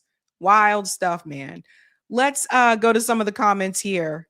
Thank you for the super chat, Measured Man. It's too damn hot in Texas for gumbo, and I'm 504. And we said this when we saw the booth like raisins in potato salad. Thank you, Arlene. No, not continue on as we were. Fix this shit. Thank you, Marlon. Billionaire class is cashing in on this war. They have plenty of oil to sell us at higher prices, giving them no incentive to stop the wars. It's a good point. Yeah, they're making the money. Shout out to P Butterfly for becoming a Sabby member. Let's give them a big whoop whoop. Roxanne says she has too much free time. There was no need for her to do this. Thank you, Measured Man. It's too damn hot in Texas. Oh, I saw that one. Yeah, that's kind of funny. Thank you, Marlon. Can't eat everybody's chili either. No, you can't. Although I wouldn't think people could mess up chili, but they can. They can. FM said meatballs in gumbo. Thank you, Pirate. Last I was at Houston Rodeo was 2024. Wild now. Thank you, Mary, for the super sticker. Thank you, Better. Man, this sounds like America's poor food standards. Can't be blamed for this one. Sounds like she can't cook. Thank you, Marlon. The health department just going to ask if you tried the chemtrail mix yet. You guys got jokes. Thank you, Chelsea. Why is it so brothy? That's not gumbo. It looked like muddy ramen noodle soup. Thank you, Measured Man. I'm stuck on the noodle juice and meatballs, huh? Born and raised in NOLA and never heard of meatballs. Noodle juice. And thank you, Salt and Pepper. She don't put much energy into her food either. Well, there you have it, folks. Thank you, Marvin. She get gumbo recipe from Kamala, bathtub greens. Oh my God, you guys are a trip. Oh, wow, wow, wow, wow, wow. Okay. All right. All right. Type VNC is back up and running here. We should be going to the Candace story. That's next, Eric. Sorry. Yeah. Yeah, the Candace story comes before this one. 1 second, guys. Technical difficulties. If you're just joining, the theme tonight is the bigger picture, and we will be doing call-in segment after the show. I said Candace, but it's TPUSA.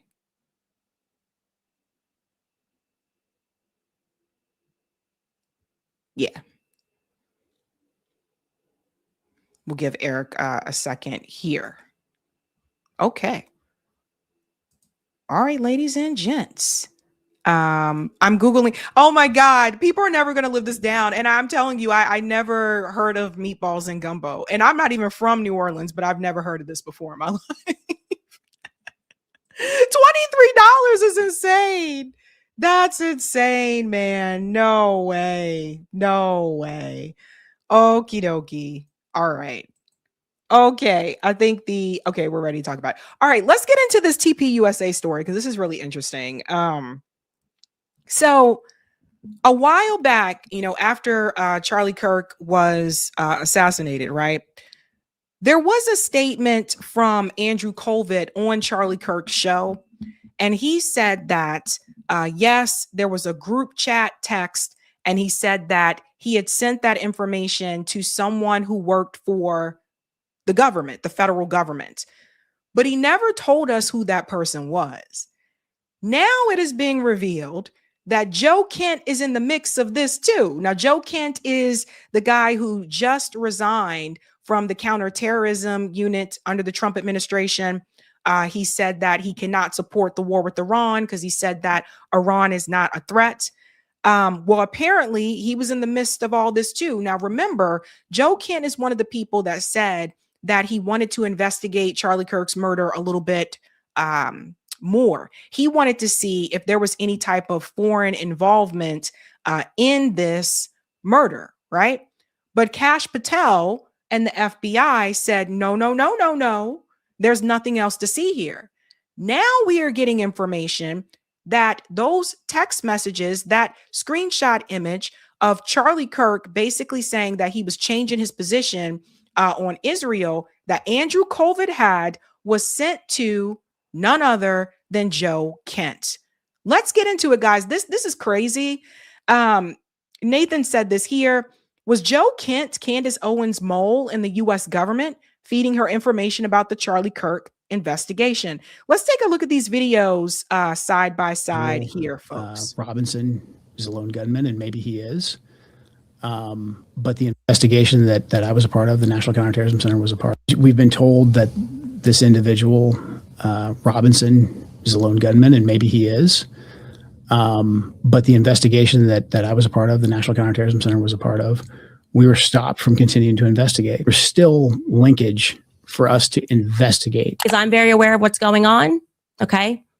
About 48 hours before Charlie Kirk died, Charlie informed people at Turning Point, as well as Jewish donors and a rabbi, that he had no choice but to abandon the pro-Israel cause outright, okay? Charlie was done.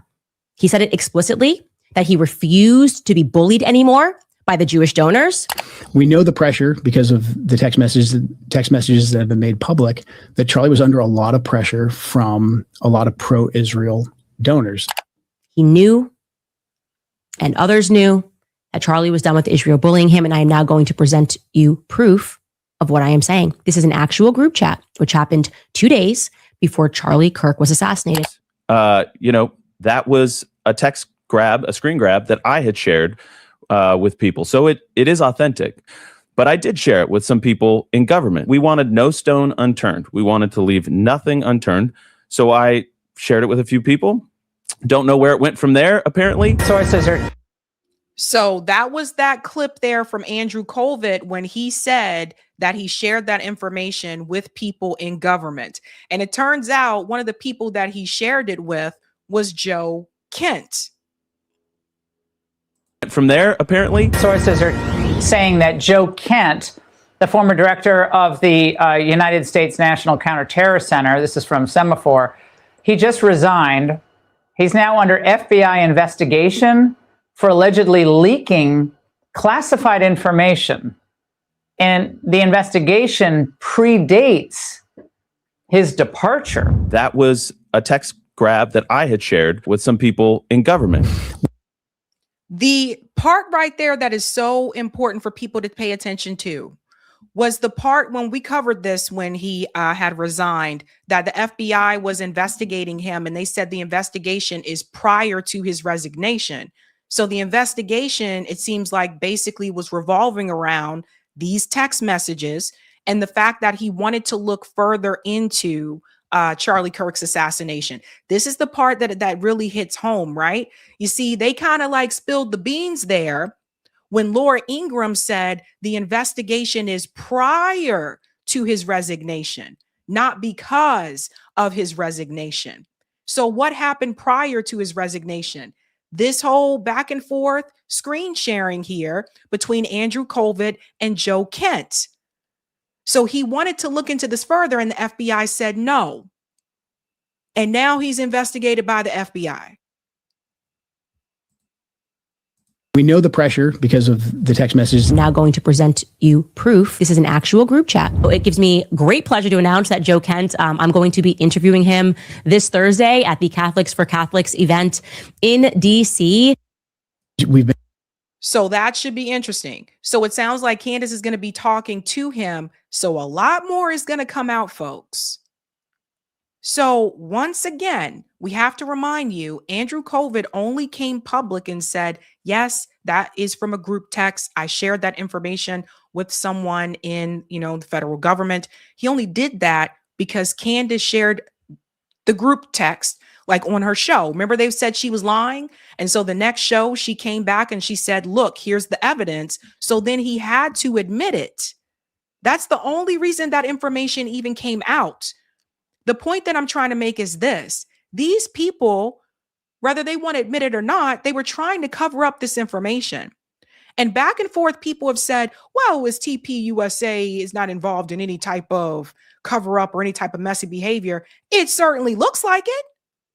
Now, we'll get into the statement that Andrew Colvett made recently here after the statement that comes from the rabbi. So once again, Andrew Colvett's hand was forced because other people are telling information. So he had to address it. This is from Nathan again. A member of the Charlie Kirk group chat claims it is verified that Joe Kent leaked the screenshots to Candace Owens. Remember, Candace never revealed her source, but listen to what this rabbi is saying here. That the way that those screenshots got to Candace is via Joe Kent. You see, this has never been made public before, Aaron. Right now on your show, this is I'm saying this. So let me explain. Andrew Colvett, who's was Charlie's number 2 guy, who now hosts the show. Andrew was in the chat group as well. He was one of the 9 people in the group, and he admitted at first. Be perfectly honest, at first he was denying it. We didn't know how Candace got them, but then he admitted on the air on his show that he had given these text messages and he gave them he said that on the show that he gave them to someone in the government. He told us that he gave them to someone in the government. And of course, the response of the people in the chat group was, you don't have a right to do that. This is a private chat group. There was no warrant. It doesn't work that way.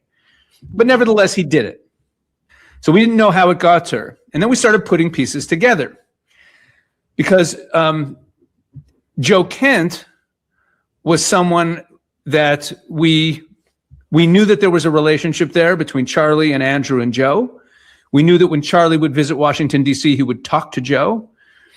And we kind of put 2 and 2 together, and eventually, I'll leave out some of the details that I shouldn't say. We kind of verified that the messages had been given by Andrew to Joe Kent, and that Joe Kent had been the one to pass them on to Candace. Or someone else could have passed it on to Candace, right? We know that, thank you, Abdul, right. Candace did say that Andrew Colvett shared the text with her. Right. But do you hear what the rabbi here is saying? He's saying it's Joe Kent. It's Joe Kent who passed on that information. Now, why is this important? Remember, he is under investigation by the FBI because of why? Because of behavior that happened prior to his resignation. I really think what they're trying to do is connect him with the Charlie Kirk stuff and basically say that you gave away sensitive information. When the reality, it's that he wanted to look into this a little bit further. And they said, no, he did that interview with Tucker Carlson. And it was after he did the interview with Tucker Carlson that was breaking news that the FBI was investigating him, right? So all of that after his resignation. So people have to remember that. So Andrew Colvett, because of that video from the rabbi, he had to come out publicly once again. And this is why I keep saying it looks like, regardless of how you try to, rather who you believe, to me at this point, put that to the side. The bigger picture that you need to take away from this is the fact that TPUSA appears to be covering their tracks in some way, shape, or form. Now, I'm not here to say that they killed Charlie Kirk, but what I am here to say is, how many times does Andrew Covid have to come forward publicly and say, okay, and here's this other piece of information that I wasn't honest about or I didn't tell you guys about? Like, what are they trying to hide? And when they do that, it makes them look worse. It makes them look guilty. So he responded to the video here of the rabbi saying it was Joe Kent. Listen to this. Yes, in a spirit of looking at every lead, turning over every stone, we wanted everybody that needed to know anything that we knew. Not just, I mean, and by the way, we've been accused of not being interested in the truth. And just to remind people what this is referring to, this is after Charlie's murder, there were text messages that from a private group chat that were made public and were used to, frankly, kick off the big conspiracy theory that we've run into over and over again, which is that Israel or the Jews had Charlie murdered. Yes. Do you guys see what he just did there? Notice how he said Israel and then he said the Jews or whatever. You see how he's kind of trying to make it the same thing. So, which we do not believe. But we have been accused of trying to, or we're not interested in the truth. The actual fact of the matter is that behind the scenes, we have given everything we know to give, every single piece of information. This was one of them. I was told I could trust Joe Kent. I provided the screen grabs to Joe Kent, and I don't know what happened to them at that point. Okay, that I just want to make that very clear. Eventually, Joe did message me and suggest that I make those screen grabs public. I declined because those were shared privately. I didn't want to be reckless with them in the public. There could be innocent people on that group chat that would then be harmed. So I declined. Pause. This is interesting. Andrew Covid now is saying that it was Joe Kent who told him that he should make those screenshots public. Now, remember, we haven't heard Joe Kent's side on this yet, so we don't even know if that happened or not. But let's say that it did. Andrew Covid still decided not to make it public. And that was coming from a member of the Trump administration. This is someone in federal government. Also, why are you so close to members of the Trump administration in that way that you can just pick up the phone and contact Joe? I really want people to think about the big picture of all of this. The access, the fact that Andrew Covid could just do that, number one. Two, he said Joe Kent told him to make it public, but we never heard this before. Andrew Covid never said this before. He said he just passed it on to someone in government. Now all of a sudden it's, well, yeah, Joe Kent told me to make it public and I decided not to because I wanted to protect people who were in the group chat. All of this stuff now, right? So let's just keep in mind there's two sides to the story. We still don't know if that happened. We don't know what Joe Kent is going to say about that. But I find it interesting that now, once again, it all comes out now after being pushed to do so. But then fast forward another week or two, and they were made public. So that's what I know, is that Joe suggested that they be made public. I declined. Then they were made public. Can I 100% categorically say that he leaked them? No. But those are the facts. Maybe somebody on his team, maybe they got passed around, maybe somebody else leaked them. But those are the facts of the matter, and that's what I know. Yeah. He sounded kind of nervous there when he was explaining himself, but if all of this was made very clear in the beginning, Andrew Covid wouldn't be in this position. The transparency is a big problem here. And that's what a lot of it leads back to. They just have not been transparent. And you see it over and over and time again. Oh, we forgot. We left out this little thing. Oh, we left out that little thing. And we left out this. And it just continues to add up and it turns into this giant snowball. The point is, They were trying to hide the fact that Charlie Kirk was changing his position on Israel. We saw the text messages for ourselves, and they were trying to hide that. Now, why would they try to hide that? Because they would benefit from it. That's why. Turning Point USA is basically like a mini AIPAC. Did I say that? Oh, yes, I did. Turning Point USA is like a mini AIPAC. They are trying to get the kids in the colleges to get on board for Israel, to get on board for the Zionist causes. They handle the college front. AIPAC handles the politicians, the political candidates. So if that were to get out there, which it got out there anyway, but if that were to get out there, that would not look good for Turning Point USA. So they tried to hide that information, which is important for people to know.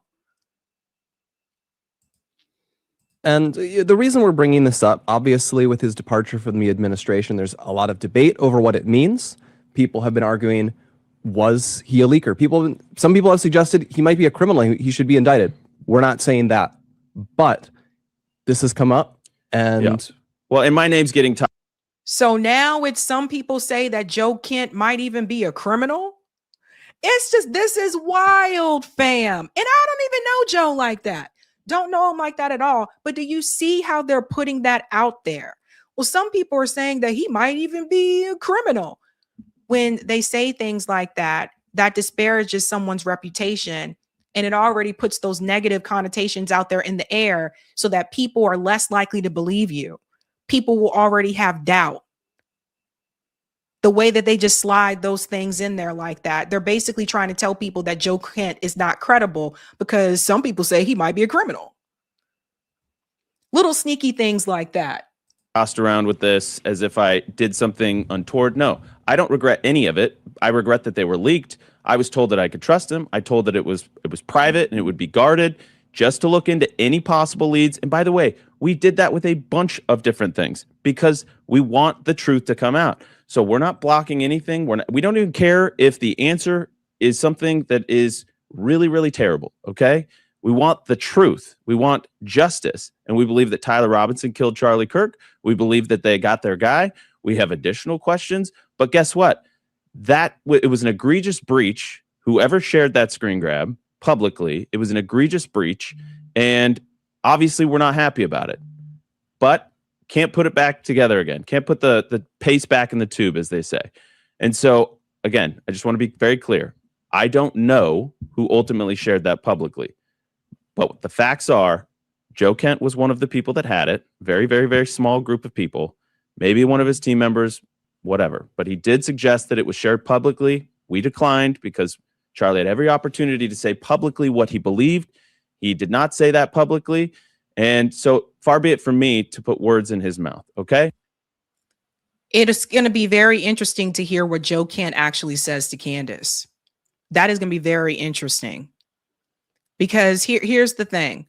I don't believe like Andrew Colvett not wanting to protect people. I don't think that's what this was really about. I think what they didn't want to get out there was the message that what Charlie Kirk was saying about Israel and the pro-Israel donors. They didn't want that to get out into the ether. I think that's what the frustration comes from. That was something that was private. So we wanted to keep it private. And I think that's being in keeping with being a good friend, okay? Is preserving somebody's trust in their privacy. So now everybody knows. Yes, Joe Kent had it. Yes, he did suggest leaking it. Can't prove that he was the one. But those are the facts, because there's been a lot of noise made about this in the past, whether, in the recent week, about allegations of leaking and things like that. I got nothing. I don't know anything other than that piece of the puzzle, okay? That's all I know. And I'm not going to recklessly tarnish somebody's reputation if I don't have all the facts. But now that my name's being brought up into it, I wanted to address it. Watch, it'll come out that he actually knows more. Watch, something else will come out and he'll have to come back and be like, okay, I know, and I didn't want to do this and this, blah, blah, blah, blah, blah. That type of thing, right? So Candace did respond to this. I do want to show you guys. She was talking about like how they lie. Let me go ahead and bring it in right about here. And here we go. To go back to war again. Right. So we have a lot of data points between Butler, the assassination attempts against President Trump, the breaches of his security, what happened to Charlie Kirk. Now, of course, this instantly began trending. It's shocking you have somebody who is the director, or former director of national counterterrorism, telling you that somebody stopped him. He was stopped from investigating whether or not there could have been any foreign leads or foreign involvement. He says, I don't know for sure, but I do know that we had things that we would have investigated had it not been for Kash Patel. Now, we had already known that something was brewing between him and Kash Patel, right? That made it into the Daily Mail at some point. We had covered it. You would think that him sitting down with Tucker and revealing this would shock the senses of Turning Point USA, that it would shock the senses of his wife. They would go, what? Get Kash on the phone immediately. I need to speak to Kash Patel. I would need to know why he was stopped, why Joe Kent was stopped from investigating. I demand to know why this happened. Unless you don't care. Because anyone else in that position, if they heard that information, they would ultimately probably say, okay, yes, you need to let him look into this. Unless you don't care.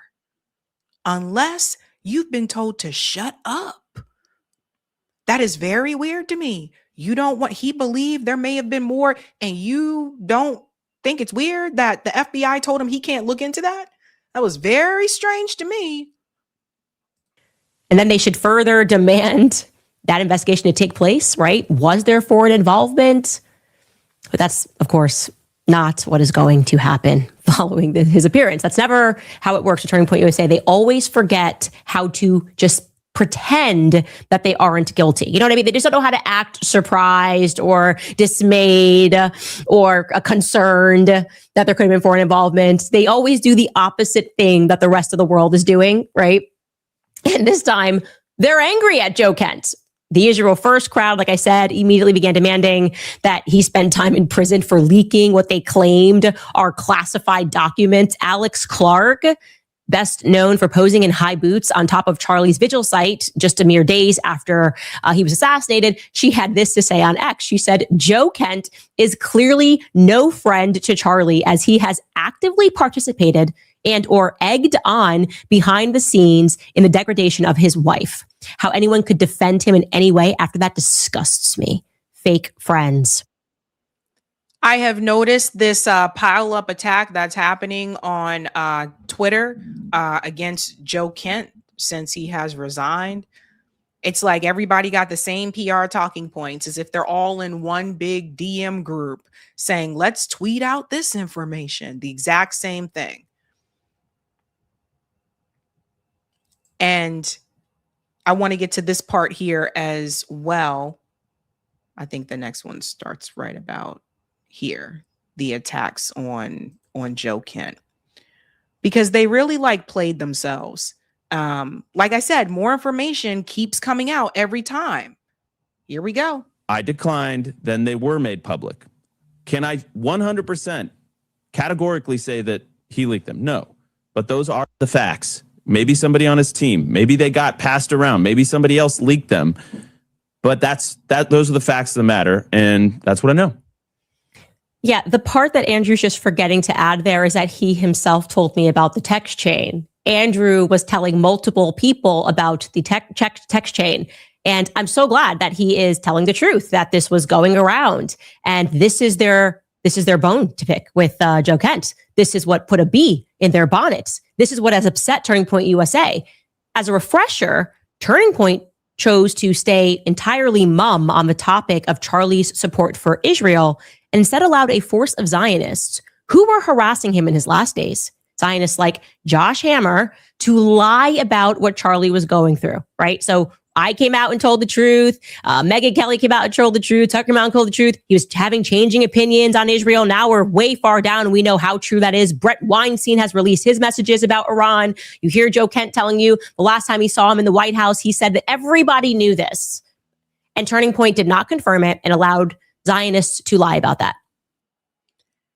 And it almost kind of seems like Andrew Colvett can't keep up with the stories that he's told now, because he's forgetting what he said here and there and then. And it's just kind of like things are starting to like gel together. He's probably really pissed. He probably wants all of this to just go away and for people to stop talking about it. But that's not what's happening.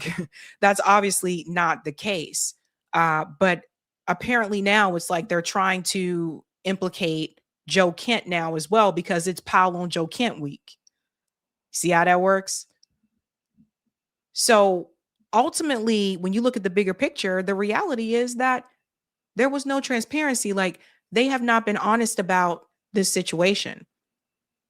Candace went on later in this episode as well to talk about how Andrew Colvett's story from that day doesn't make sense now.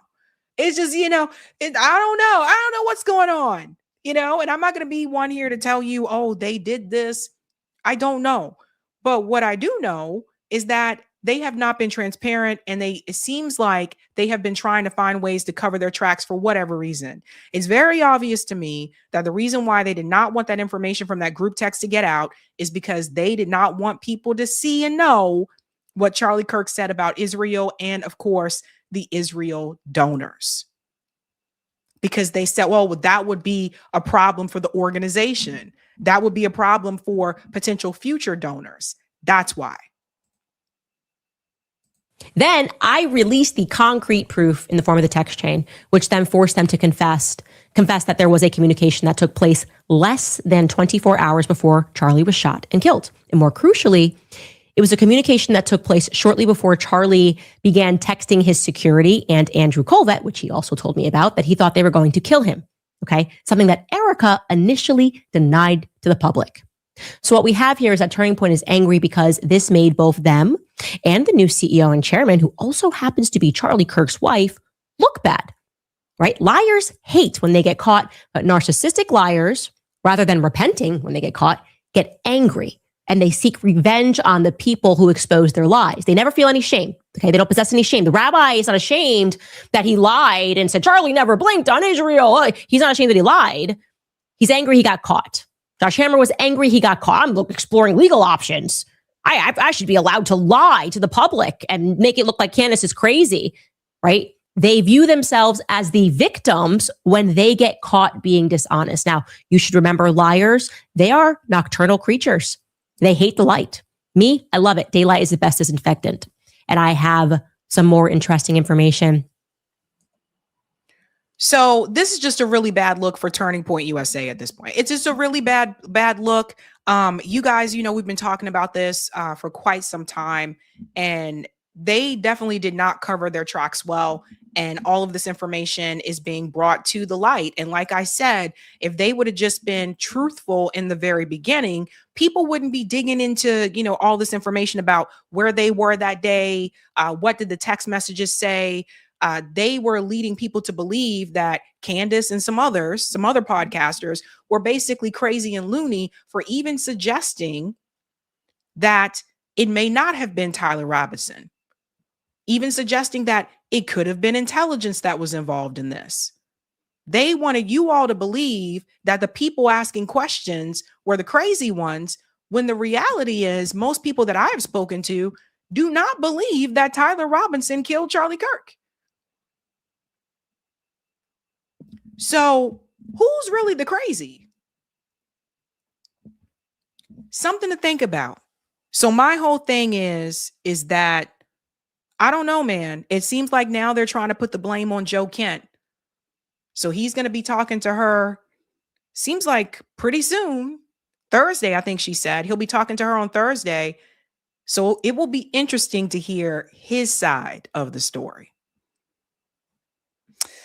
I don't know, man. I don't know. All right, ladies and gents, if you haven't had a chance to do so, do me a solid and smash that like button. And we're going to go on to the Iran war story here. This is where we will spend most of our time. Most of the time. That's not the first page, Eric. That's the second one. Yeah. There's just so much to unpack, so I have to do this in different pages. Okay. Okie dokie. So So we got an update here with the Iran war. First and foremost, on Tuesday, Donald Trump did make a statement to the press that there are negotiations that are going on, but everything else that is happening around that says the exact opposite. I want to bring you in with what he said here. Him and Pete Hegseth also go on to talk about that they basically don't have anything left. They by Iran. Are you going to send Jared Kushner and Steve Witkoff to do direct negotiations with the Iranians? Yeah, well, we're in negotiations, as it turned out, and now you've seen what I said yesterday was exactly correct. We're in negotiations right now. They're doing it along with Marco, JD. We have a number of people doing it, and the other side, I can tell you, they'd like to make a deal. And who wouldn't if you were there? Look, their Navy's gone, their Air Force is gone. Are you going to send Jared Kushner and Steve? So first and foremost, that is not the case.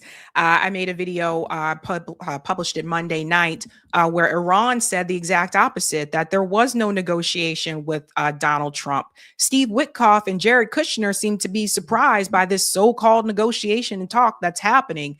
Donald Trump is just lying through his teeth here. Now, he says they have no Navy, they have no nothing. I want to take you to the next part here. Because I don't know, it almost seems like Trump is on something. He says, I think we're going to end it. Watch this. You're talking about to end it? Well, I think we're going to end it.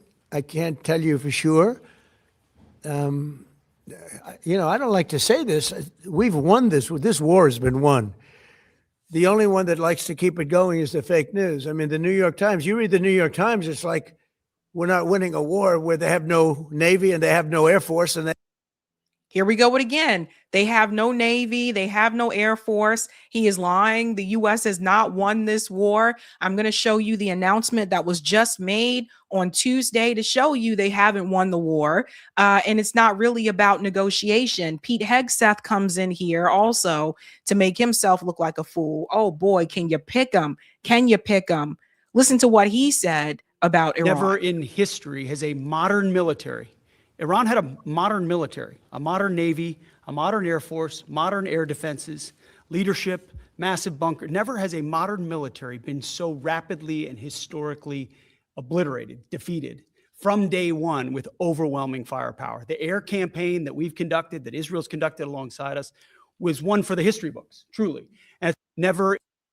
So, if it is true that there are negotiations, if it is true that Iran has been obliterated and defeated, then maybe he can explain this. I do want to show you guys what's been happening here. First of all, the Pentagon reported that there are serious flaws in the USS Ford aircraft carrier, deeper than the laundry room fire, raising doubts about its ability to operate under enemy attack.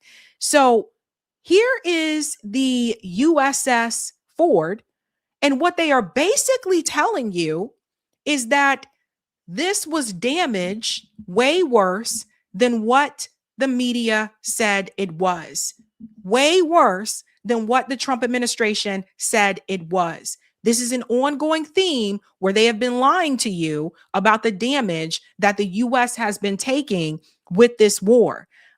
You can see this here. Ken Klippenstein revealed this late Monday night.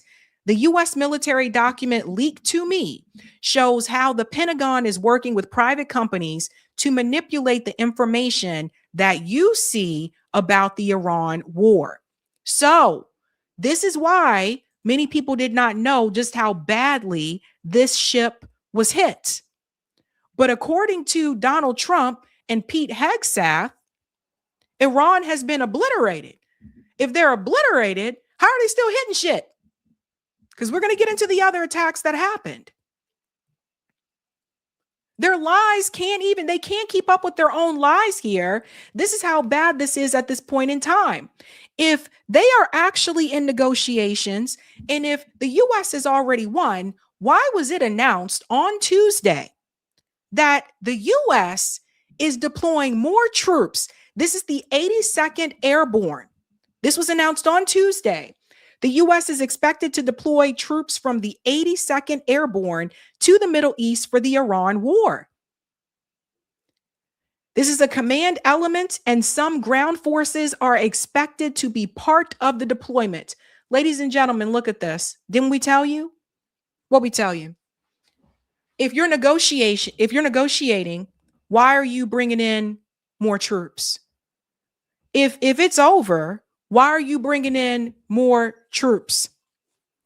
And again, why are you implementing ground troops? So here we go, ladies and gentlemen. And this is what I was afraid would happen, right? CBS News reported last week that U.S. was preparing to make the deployment, that the senior military commanders had submitted specific requests aimed at preparing for the use of ground troops in the Iran conflict. So let me tell you something here. Donald Trump, Pete Hegseth, and all these fucking crazies, they're going to get people killed. Whether it's Iranian civilians or American troops. This is absolutely like insane. You can see another one here. I want to show you two different articles here, two different sources. The U.S. to deploy 3,000 82nd Airborne Division troops in the Middle East for the Iran war. What are we doing? Kids signing up to basically risk their lives. For what? For something that can't be won. Now, we look back, we know that Julian Assange made it very clear. He said the goal is not to win. Donald Trump makes money off of this war too. He's a president, but he's also a billionaire. That's why he's so dangerous, because he's not just the president. He's also a billionaire. He's a part of the Epstein class. So he makes money off of it. His buddies make money off of this war, especially those that have invested in like Raytheon stocks and have traded, and they're making money. We're not. This is all to benefit the Epstein class. So here we go again with American troops, more of them being sent to Iran to die for Israel.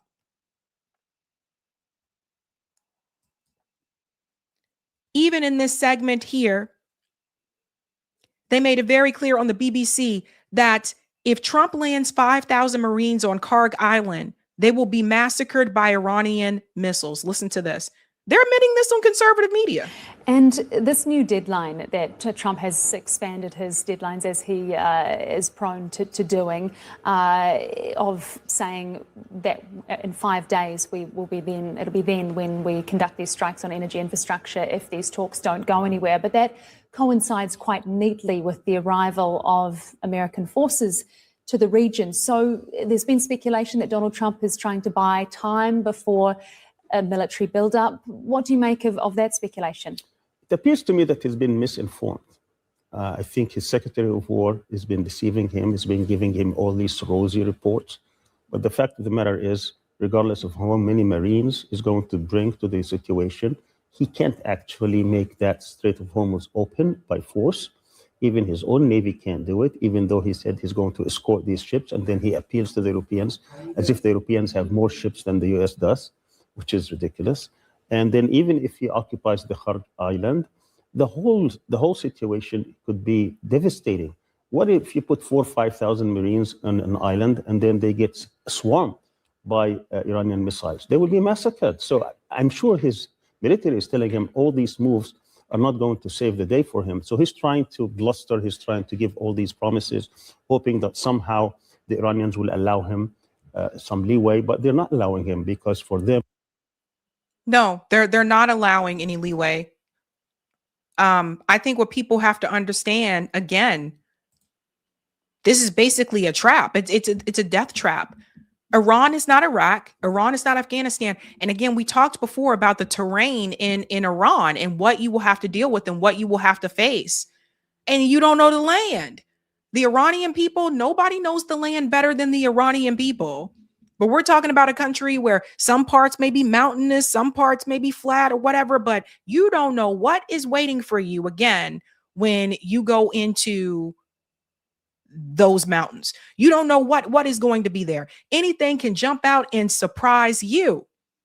And now the big question of the day is the energy. Iran's energy was attacked on Monday evening.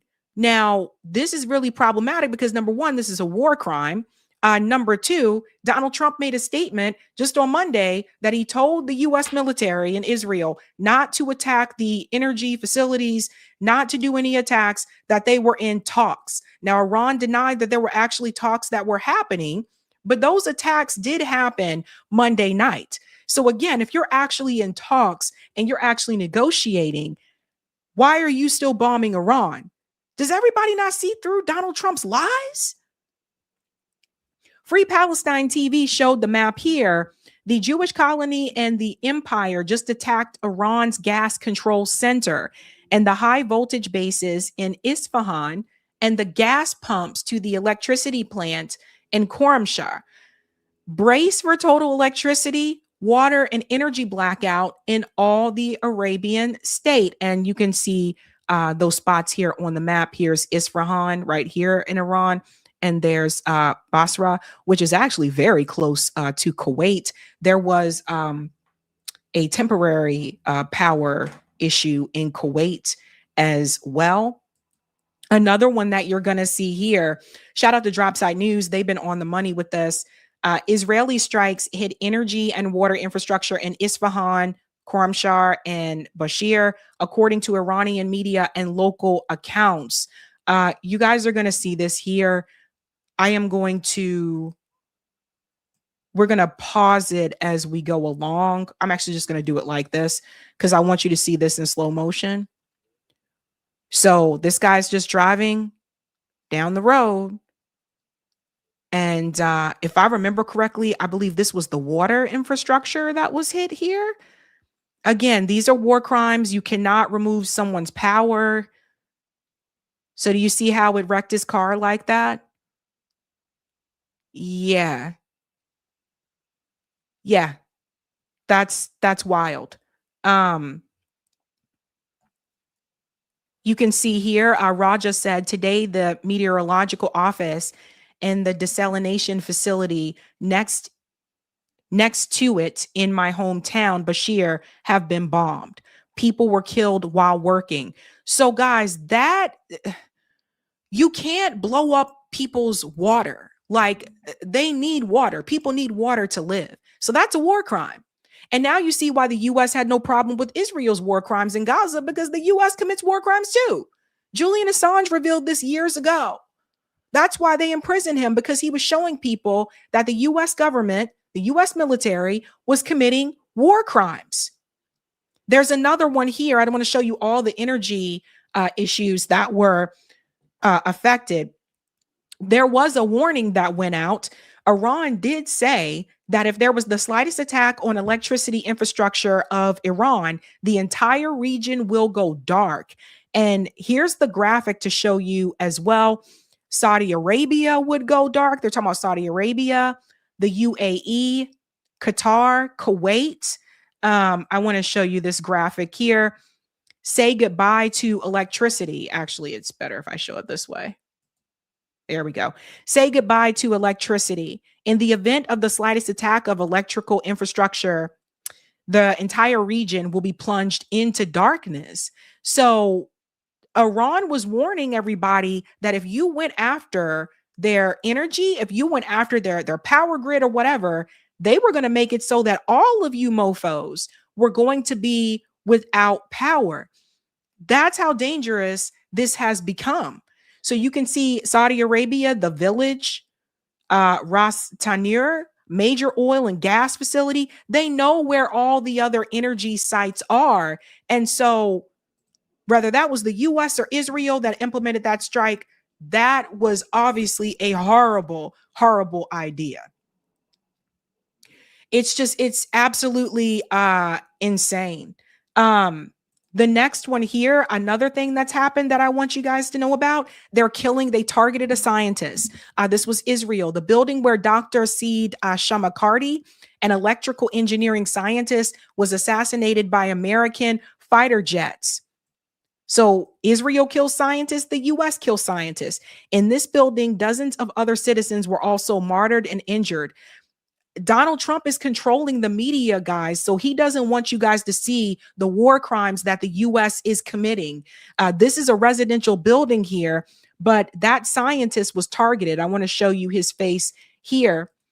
After Trump threat to bomb Iran's electrical infrastructure, US, in cooperation with Israel, assassinated Dr. Saeed Shamgardi, a professor of electrical engineering at Iran University of Science and Technology. This is Israel's MO. They have been killing scientists for years. Whether it's Iran, they've killed Egyptian scientists. There's a whole study. Google it. There's a whole like article, whole documents that talk about how many times Egyptian scientists have just mysteriously died after interacting with Israel. So it's not just an Iran thing. Targeting innocent people, and they kill the scientists so that they can't build. That's why they kill them. They kill the children so they won't grow up and reproduce. They bomb the hospitals so that people who are injured, they can't have their injuries treated. So they get sick or they get some type of infection and they die. They bomb the schools so the kids can't learn. This is their MO. Eric, let's go to part 2 here. But Iran did respond. And again, like I said, the hits are no joke. Strikes that hit Tehran. Iran claims the U.S. Claims attacks on U.S. bases and Israel. Gulf defenses activated, which they warned you would happen if you came after their energy infrastructure. I just want to show you the video here. They definitely targeted Tehran. We'll get to some of the others.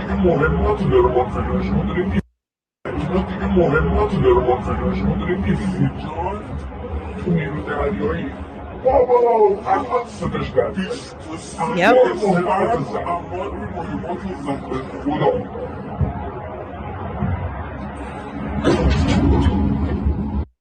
That's why I said Tehran was on fire. Iran was not playing around. Like Monday night, it was a lot.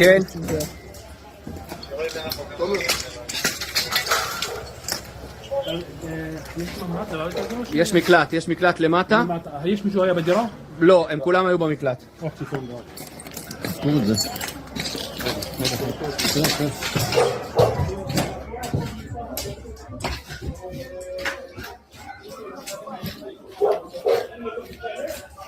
This is some of the damage that was done in Tel Aviv. And remember what I told you about how Donald Trump, right, how they're controlling what the media can say about the war. They're not supposed to show that Iran has made a lot of damages and things like that. So if you want to see what's actually happening, you really got to go to social media or us here at independent media. So that was Tehran. There's another one here that I want to show you guys. This is from Press TV.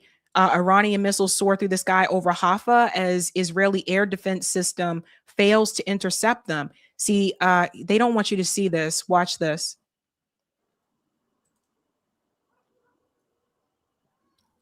And like I said, the Iron Dome is not perfect. So it doesn't stop everything. A lot of the technology that, the missiles that Iran has been using, they've been able to get through.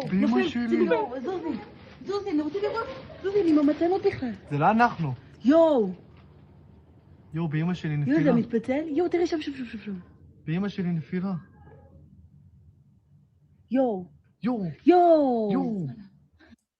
Yeah, so you see how they're still able to get through. Imagine that said the Iron Dome ain't working. I mean, it can only withstand so much. And, Iran had powerful missiles here. And like I said, Donald Trump underestimated. There were also reports, it was coming across on the map, Iranian ballistic missiles strike Tel Aviv. Huge explosions reported. I want to show you this map. A lot of these attacks happen in northern Israel. So you can see all the red dots here. And then also same area when you look at the air raid sirens around in northern occupied Palestine, right? So also, I love how they call it occupied Palestine instead of Israel. Haifa was a big one here that also saw some attacks. In fact, I want to show you the Haifa one now, or after Tel Aviv, actually. These are pictures of destruction in Tel Aviv. Again, they don't want you, Trump and them don't want you to see this. This is how heavy, those missiles are. Look at the damage. There's another one there. You see, there's people right there on the balcony. See, so they don't want you to see. Nobody else wants to, corporate media doesn't want to talk about it. The big key thing is that Donald Trump said that they don't want people to see the amount of damage that Iran is actually able to do. Right? Because then it becomes more difficult to believe his lie, although you shouldn't believe his lies anyway. But it becomes more difficult to believe that. You can see all that destruction there. The next one here, is this Lebanon? Lebanon. So it wasn't just Iran that was getting hit. Here's another thing. After bombing all bridges and cutting off South Lebanon from the rest of the country, Israel is now bombing gas stations in the south. No ambulances can enter the south, and they want the ones already there to run out of gas. So this is in southern Lebanon. And let me just mute this here. You see this? So they're bombing gas stations. Israel right now, while they're bombing Iran, they're also bombing southern Lebanon because they're trying to take that area as well. There have been reports of Israel bombing entire Christian villages in Lebanon. Now, it shouldn't matter whether they're Christian or not, but the reason why I say that is because for all the Christians who consider Israel their ally and continue to support Israel, you really need to wake up. Like I said, they don't give a damn about you either. They're just using you for a greater cause, which is their cause. So that was a gas station in South Lebanon, of course, bombing the gas so that they can't get fuel. The other one here was this bridge. So there's a road here, and then there's like a little bridge right there. Israel's finance minister just admitted their plan is to steal part of southern Lebanon. The new Israeli border must be the Litani River. You see how they keep expanding? This is why I said it's not just Gaza. It's not just the West Bank. They continue to want to expand. This is why Israel is bombing bridges, homes, and civilians. It's blatant colonialism in broad daylight, and the U.S. is funding it. And the U.S. agrees with it. Let's play this one here, actually. So you can see it right there. So I'll just pull it through. That's a bridge in Lebanon. So now you can't drive across that bridge. So do you see how they take over? This is how they do the destruction. They make it to where the people are trapped and you can't get out. And they come in and kill whoever is left there. This is what they've been doing, guys. So Lebanon and Iran, right? The next part that I wanted to show you as well, this part here about the Strait of Hormuz. I thought this was pretty interesting. This is an aerial view from a passenger plane that shows the uncountable number of ships stranded by the Strait of Hormuz following American-Israeli war on Iran. Watch this. Look at all these ships. Stranded. So yeah, Western media doesn't want you to see that. They have nowhere to go. They can't get through. So they're just sitting there. Just like that. Mm-hmm. And then you'll see also here, Hormuz traffic sends mixed signals. Iran appears to be pursuing a calibrated strategy in the Strait of Hormuz, using selective vessel passage as strategic signaling rather than imposing full disruption. According to marine traffic data, some activity may be resuming, with 9 vessels having crossed since yesterday, including the Marivax, Jasmine, Bright Gold, Lenore, Jagvasant, Pine Gas, Kiazand, Artman, and Levant. Some of these movements appear to be taking place outside the IMO traffic separation scheme, close to Quesham Island, raising questions about route control, risk exposure, and whether this reflects a genuine resumption of activity or a more constrained traffic pattern. Look at the traffic pattern right here.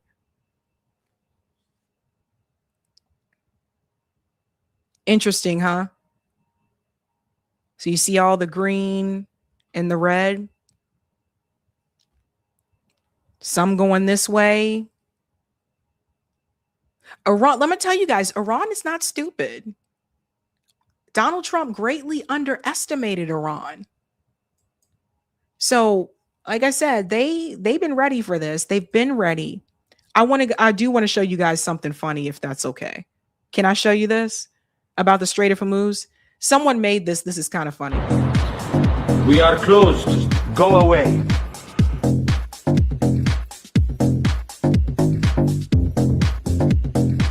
I have a reservation. Private club. Go away.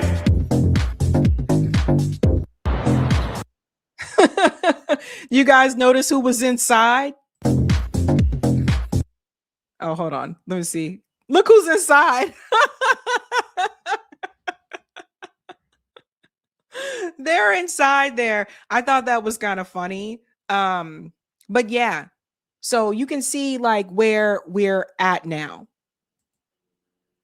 Something else that's being said. Turkey's President Erdogan, he's speaking out. The massacre network led by Netanyahu must be stopped immediately for the sake of regional peace and humanity. Every country should take a brave and proactive stance on this issue. Here he is speaking here. Netanyahu'nun başında olduğu katliam şebekesi bölge barışı adına, insanlık adına artık derhal durdurulmalı. Her ülke bu konuda cesur ve ön alıcı bir tutum sergilemelidir. Daha fazla yıkım olmadan, daha fazla kan dökülmeden, araya daha fazla husumet girmeden, tüm bunların yanı sıra küresel ekonomide telafisi yıllar alacak. You guys get the point, but I told you what he said. He was basically condemning, all this effort for Benjamin Netanyahu. But the problem that Erdogan runs into is that he has a tendency to say things, but he doesn't act on it, right? Like he tends to just bend the knee when the time comes, when that moment comes. Also, I think we also need to remember that Turkey is one of the other countries that was mentioned in the Epstein files. Turkey is on their radar too. So everyone pay attention to this. These leaders, a lot of them are just puppets of the West. These puppeteer leaders, these royal dynasties in Saudi Arabia and Qatar and the UAE, they're just puppets of the West. And I think in order for things to really change and improve, first of all, these people, you gotta disrupt capitalism. And this is the part I think some people don't want to admit. In order for that to really, you really have to have a disruption in capital, because the Prince of Saudi Arabia only understands money, hun. These royal families in the UAE, these royal families in Qatar and Saudi Arabia, they only understand money. You have to disrupt capital. That's the only thing they're really going to listen to. So I think that's the part that people really have to understand. There was a statement from Iraq. Some people are saying Iraq is joining the war. That wasn't what I gathered from the statement. Let me go ahead and bring this up.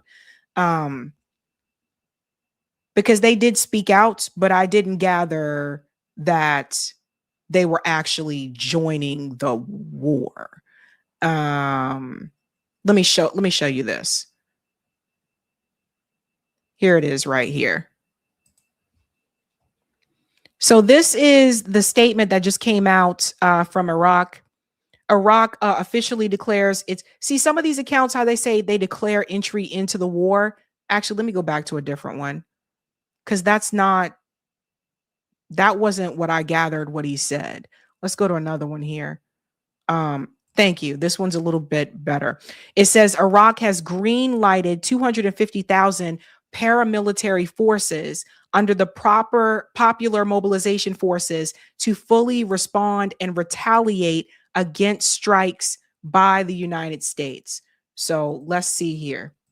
وفي ضوء الاعتداءات غير المبررة والانتهاكات الجسيمة للسيادة العراقية واستهداف مقار الأجهزة الأمنية الرسمية، قرر المجلس ما يأتي: أولاً المواجهة والتصدي للاعتداءات العسكرية التي I'm sorry, it's not in English, guys. But I kind of summed up for you what he said. There was another one that had an English translation at one point, I thought. But I'm telling you guys, Israel was getting hit hard. Like Israel was getting wrecked. So don't let Western media fool you. Israel is getting knocked the fuck out. And you can pass that on to your friends and family members as well, who are only watching corporate media, to let them know the U.S. is not winning this war. Pull them away from corporate media, pull them away from Donald Trump's craziness, and let them know what is really happening. And that brings me to the last point, and that is the Houthis. Ansar Allah, also known as the Houthis from Yemen, they made it very clear that they are ready to go. If Iran gives them the signal, they are ready. And now if the Houthis come in and they shut down the Red Sea, everybody is fucked. I tried to find a way to put that nicely, but the reality is everybody is fucked. But we need to look at the bigger picture with this as well, right? At the end of the day, this is all about, a lot of this is about money. Donald Trump makes money from this war. He personally makes money from this war. His billionaire buddies make money from this war. Donald Trump, I mentioned this Monday night. I did a surprise clip Monday night. Breaking news. Donald Trump is manipulating the market. That's how they getting rich from this. So he announces, oh, we're in talks, negotiation. It's about to come to an end. All of a sudden, the oil prices drop and him and his buddies can buy up all this stock in oil. And then Iran announces that that's not true. And all of a sudden, the oil prices shoot right back up. He's manipulating the market. They're getting rich. These people are crooks. And the sad thing is, nobody's stopping them. The Democrats aren't trying to stop it because the motherfuckers be crooked too. You got Democrats that's like doing bad trading as well. So they're all corrupt. So you follow the money, a lot of things will make more sense. Can we get the poll, Eric? Poll. All right. Are you prepared for another lockdown? 18% said hell yes. 48% said hell no. 12% said I don't think so. And 21% said define prepared. So yeah, as I figured, not as many. Yeah, most people are not prepared for another lockdown. That's what I was figuring. All right, ladies and gents. Okay, we are going to do call in. I promised you guys. Eric's going to come on and do the super chats, and then I'm going to take a quick 5 and I'll come back and start calling. All right, cool. Do the call-in Zoom hangout again. It's been a little while for that one. Yeah, it's we kind of call it call-in. There used to be a call-in app, but they got rid of it. So now it's the Zoom hangout. So we do it with Zoom. Whether or not you put your camera on is optional, but it's our chance to hear from you. You can let us know what you think. You can talk about any of the stories that we covered tonight. We've got Iran stories. We got TPUSA. We got Beyonce gumbo stories. Will be right now. Sabby is while she's taking a break. Then she's creating the Zoom room for it, and then we'll be giving you the link because we actually don't even have the link yet. So that's why we haven't given it yet, but we'll be giving it, and you'll be able to get into it that way, or from sabbysabs2.com, which we also get set up for that. Yeah, with the gumbo story, it kind of reminded me of there's a show we like to watch with these on Food Network. They have these cooking competition shows, and there's one called Food Truck Race, which we've been watching a lot of lately, and that's one of the things they get hit once in a while with. The health inspectors come in. And yeah, you better not like leave some old bit of broth in the back of the refrigerator, or they will shut you down. But yeah, it's really important with food prep and that kind of thing. And just in terms of the story we covered, and talking about what can stop this. I always come back to the same thing. It's who is our government working for, right? And whose interests are they working for? And as long as they're working in the interests of the billionaires and the mega corporations, then nothing's going to get better as long as there's that corruption.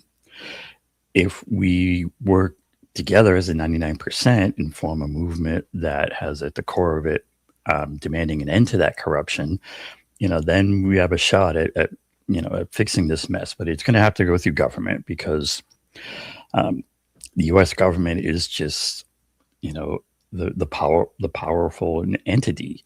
And when the billionaires control that, you get this kind of mess. If you have a government that is determined to look after the 99%, then, we can have a very different situation. Meanwhile, let me see what we got here. We got a few chats we got in the queue. Some of these super chats, and some of them go back to the previous story. Let's see here. Thanks for the super chat from Leonard Thomas.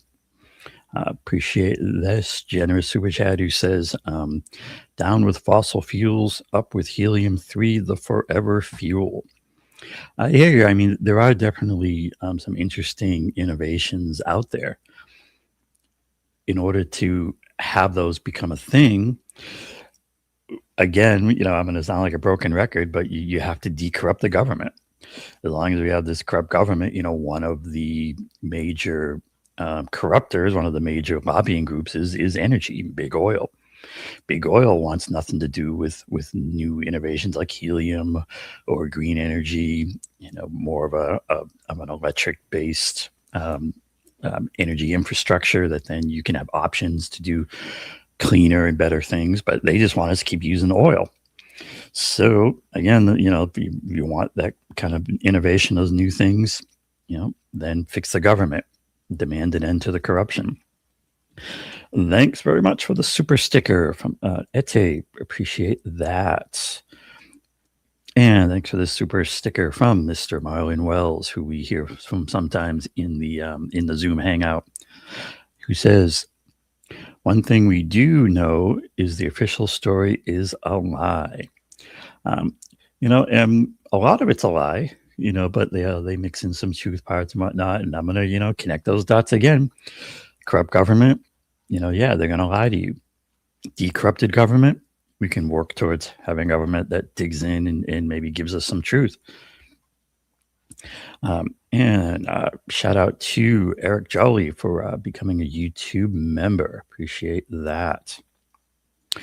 And thanks, Wasim, for the super chat. He says, it seems like fake news protecting the USA military. Talking about the story through there. Yep.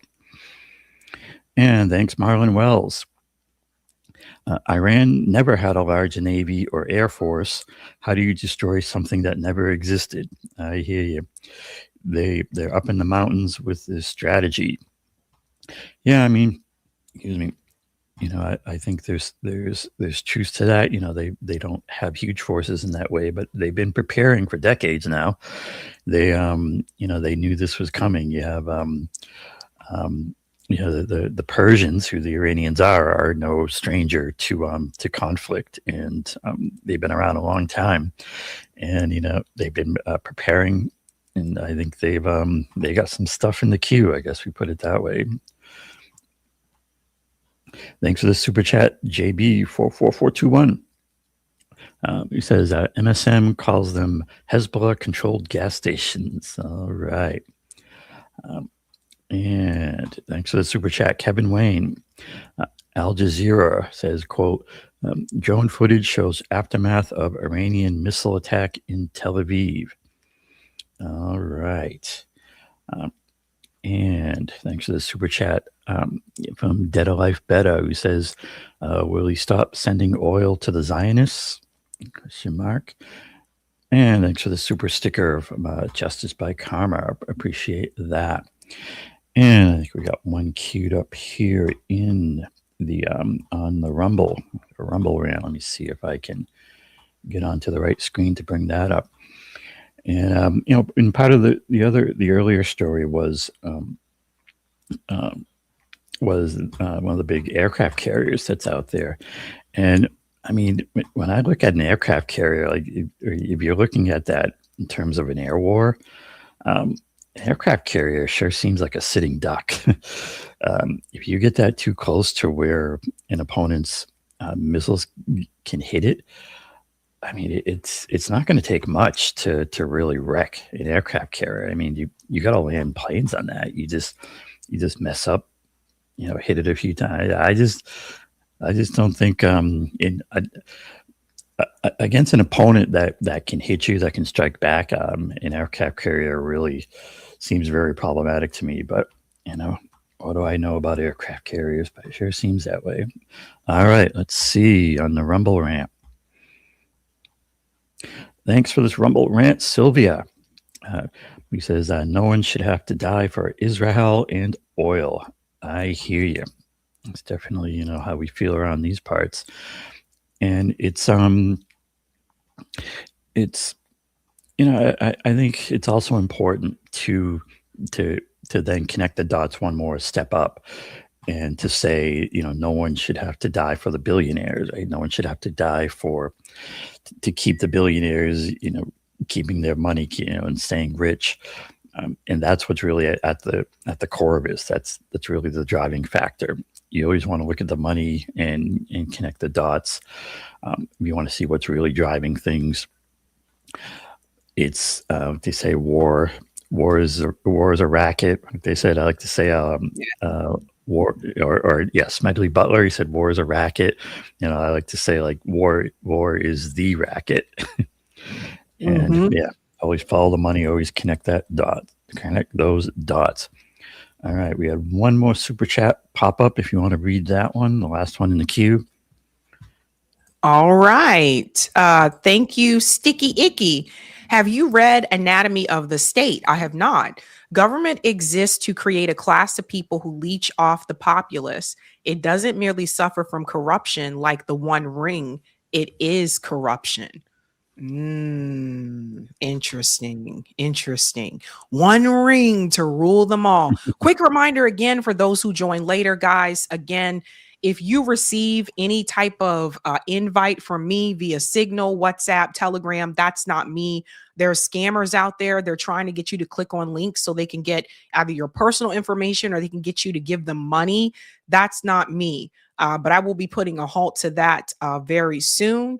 So I send everything again via my newsletter. I do not communicate with people this way. So there are people out there using my name and pretending to be me. These people are not me. So don't fall for that. But they'll find out. They'll find out quickly. Anywho, let's get ready for the call in. Yeah. So that call in link, if you want to call in, we do a call in show. We try to do it once a week where you can call in and talk about the stories we talked about, whatever's on your mind. The link is pinned at the very top of the chat there. So I'm going to go ahead and open it while I'm on stream to make sure people can get in to the call in. Let's go here. Okay. Yeah, we used to do this on an app called Call In, but then that app like The died. memories. Yeah, I know. They got rid of it. If you want to speak, the way this works, at the very bottom of the Zoom app, there's an option to raise your hand. Like on my phone, if you click more, you'll see it. It says raise your hand. That lets me know that you want to speak, and I'll call on you. If you come in a little bit later, you can get that Zoom link at sabbysabs2.com. Should And you work can now, join too. that way. Yeah, you can join that way. And we go And before until I forget, I'm going to have a little announcement in the call-in, but you have to come into the call-in to hear it. okay. There you go. We go until midnight. So Eastern time. So if you come in after midnight Eastern time, I won't be there. That's my hard cutoff. So I'll go ahead and see you over there. Eric, once you join, I'll make you a co-host. All right, just coming in now. Looks like the link worked. Hey. And we just ask that everyone mute their mic when they join. And then if your hand is raised, I will call on you, and then you want to unmute yourself. All right, I am there. Looks like we got a good Yeah. crowd forming. All right. Yeah. All right. So We haven't had it in like 2 weeks. So curious to hear from you guys. see you in there. All right, guys. That is it for me tonight. I'll be back live Thursday evening. You know how we do this. Have a good night. Keep up the fight.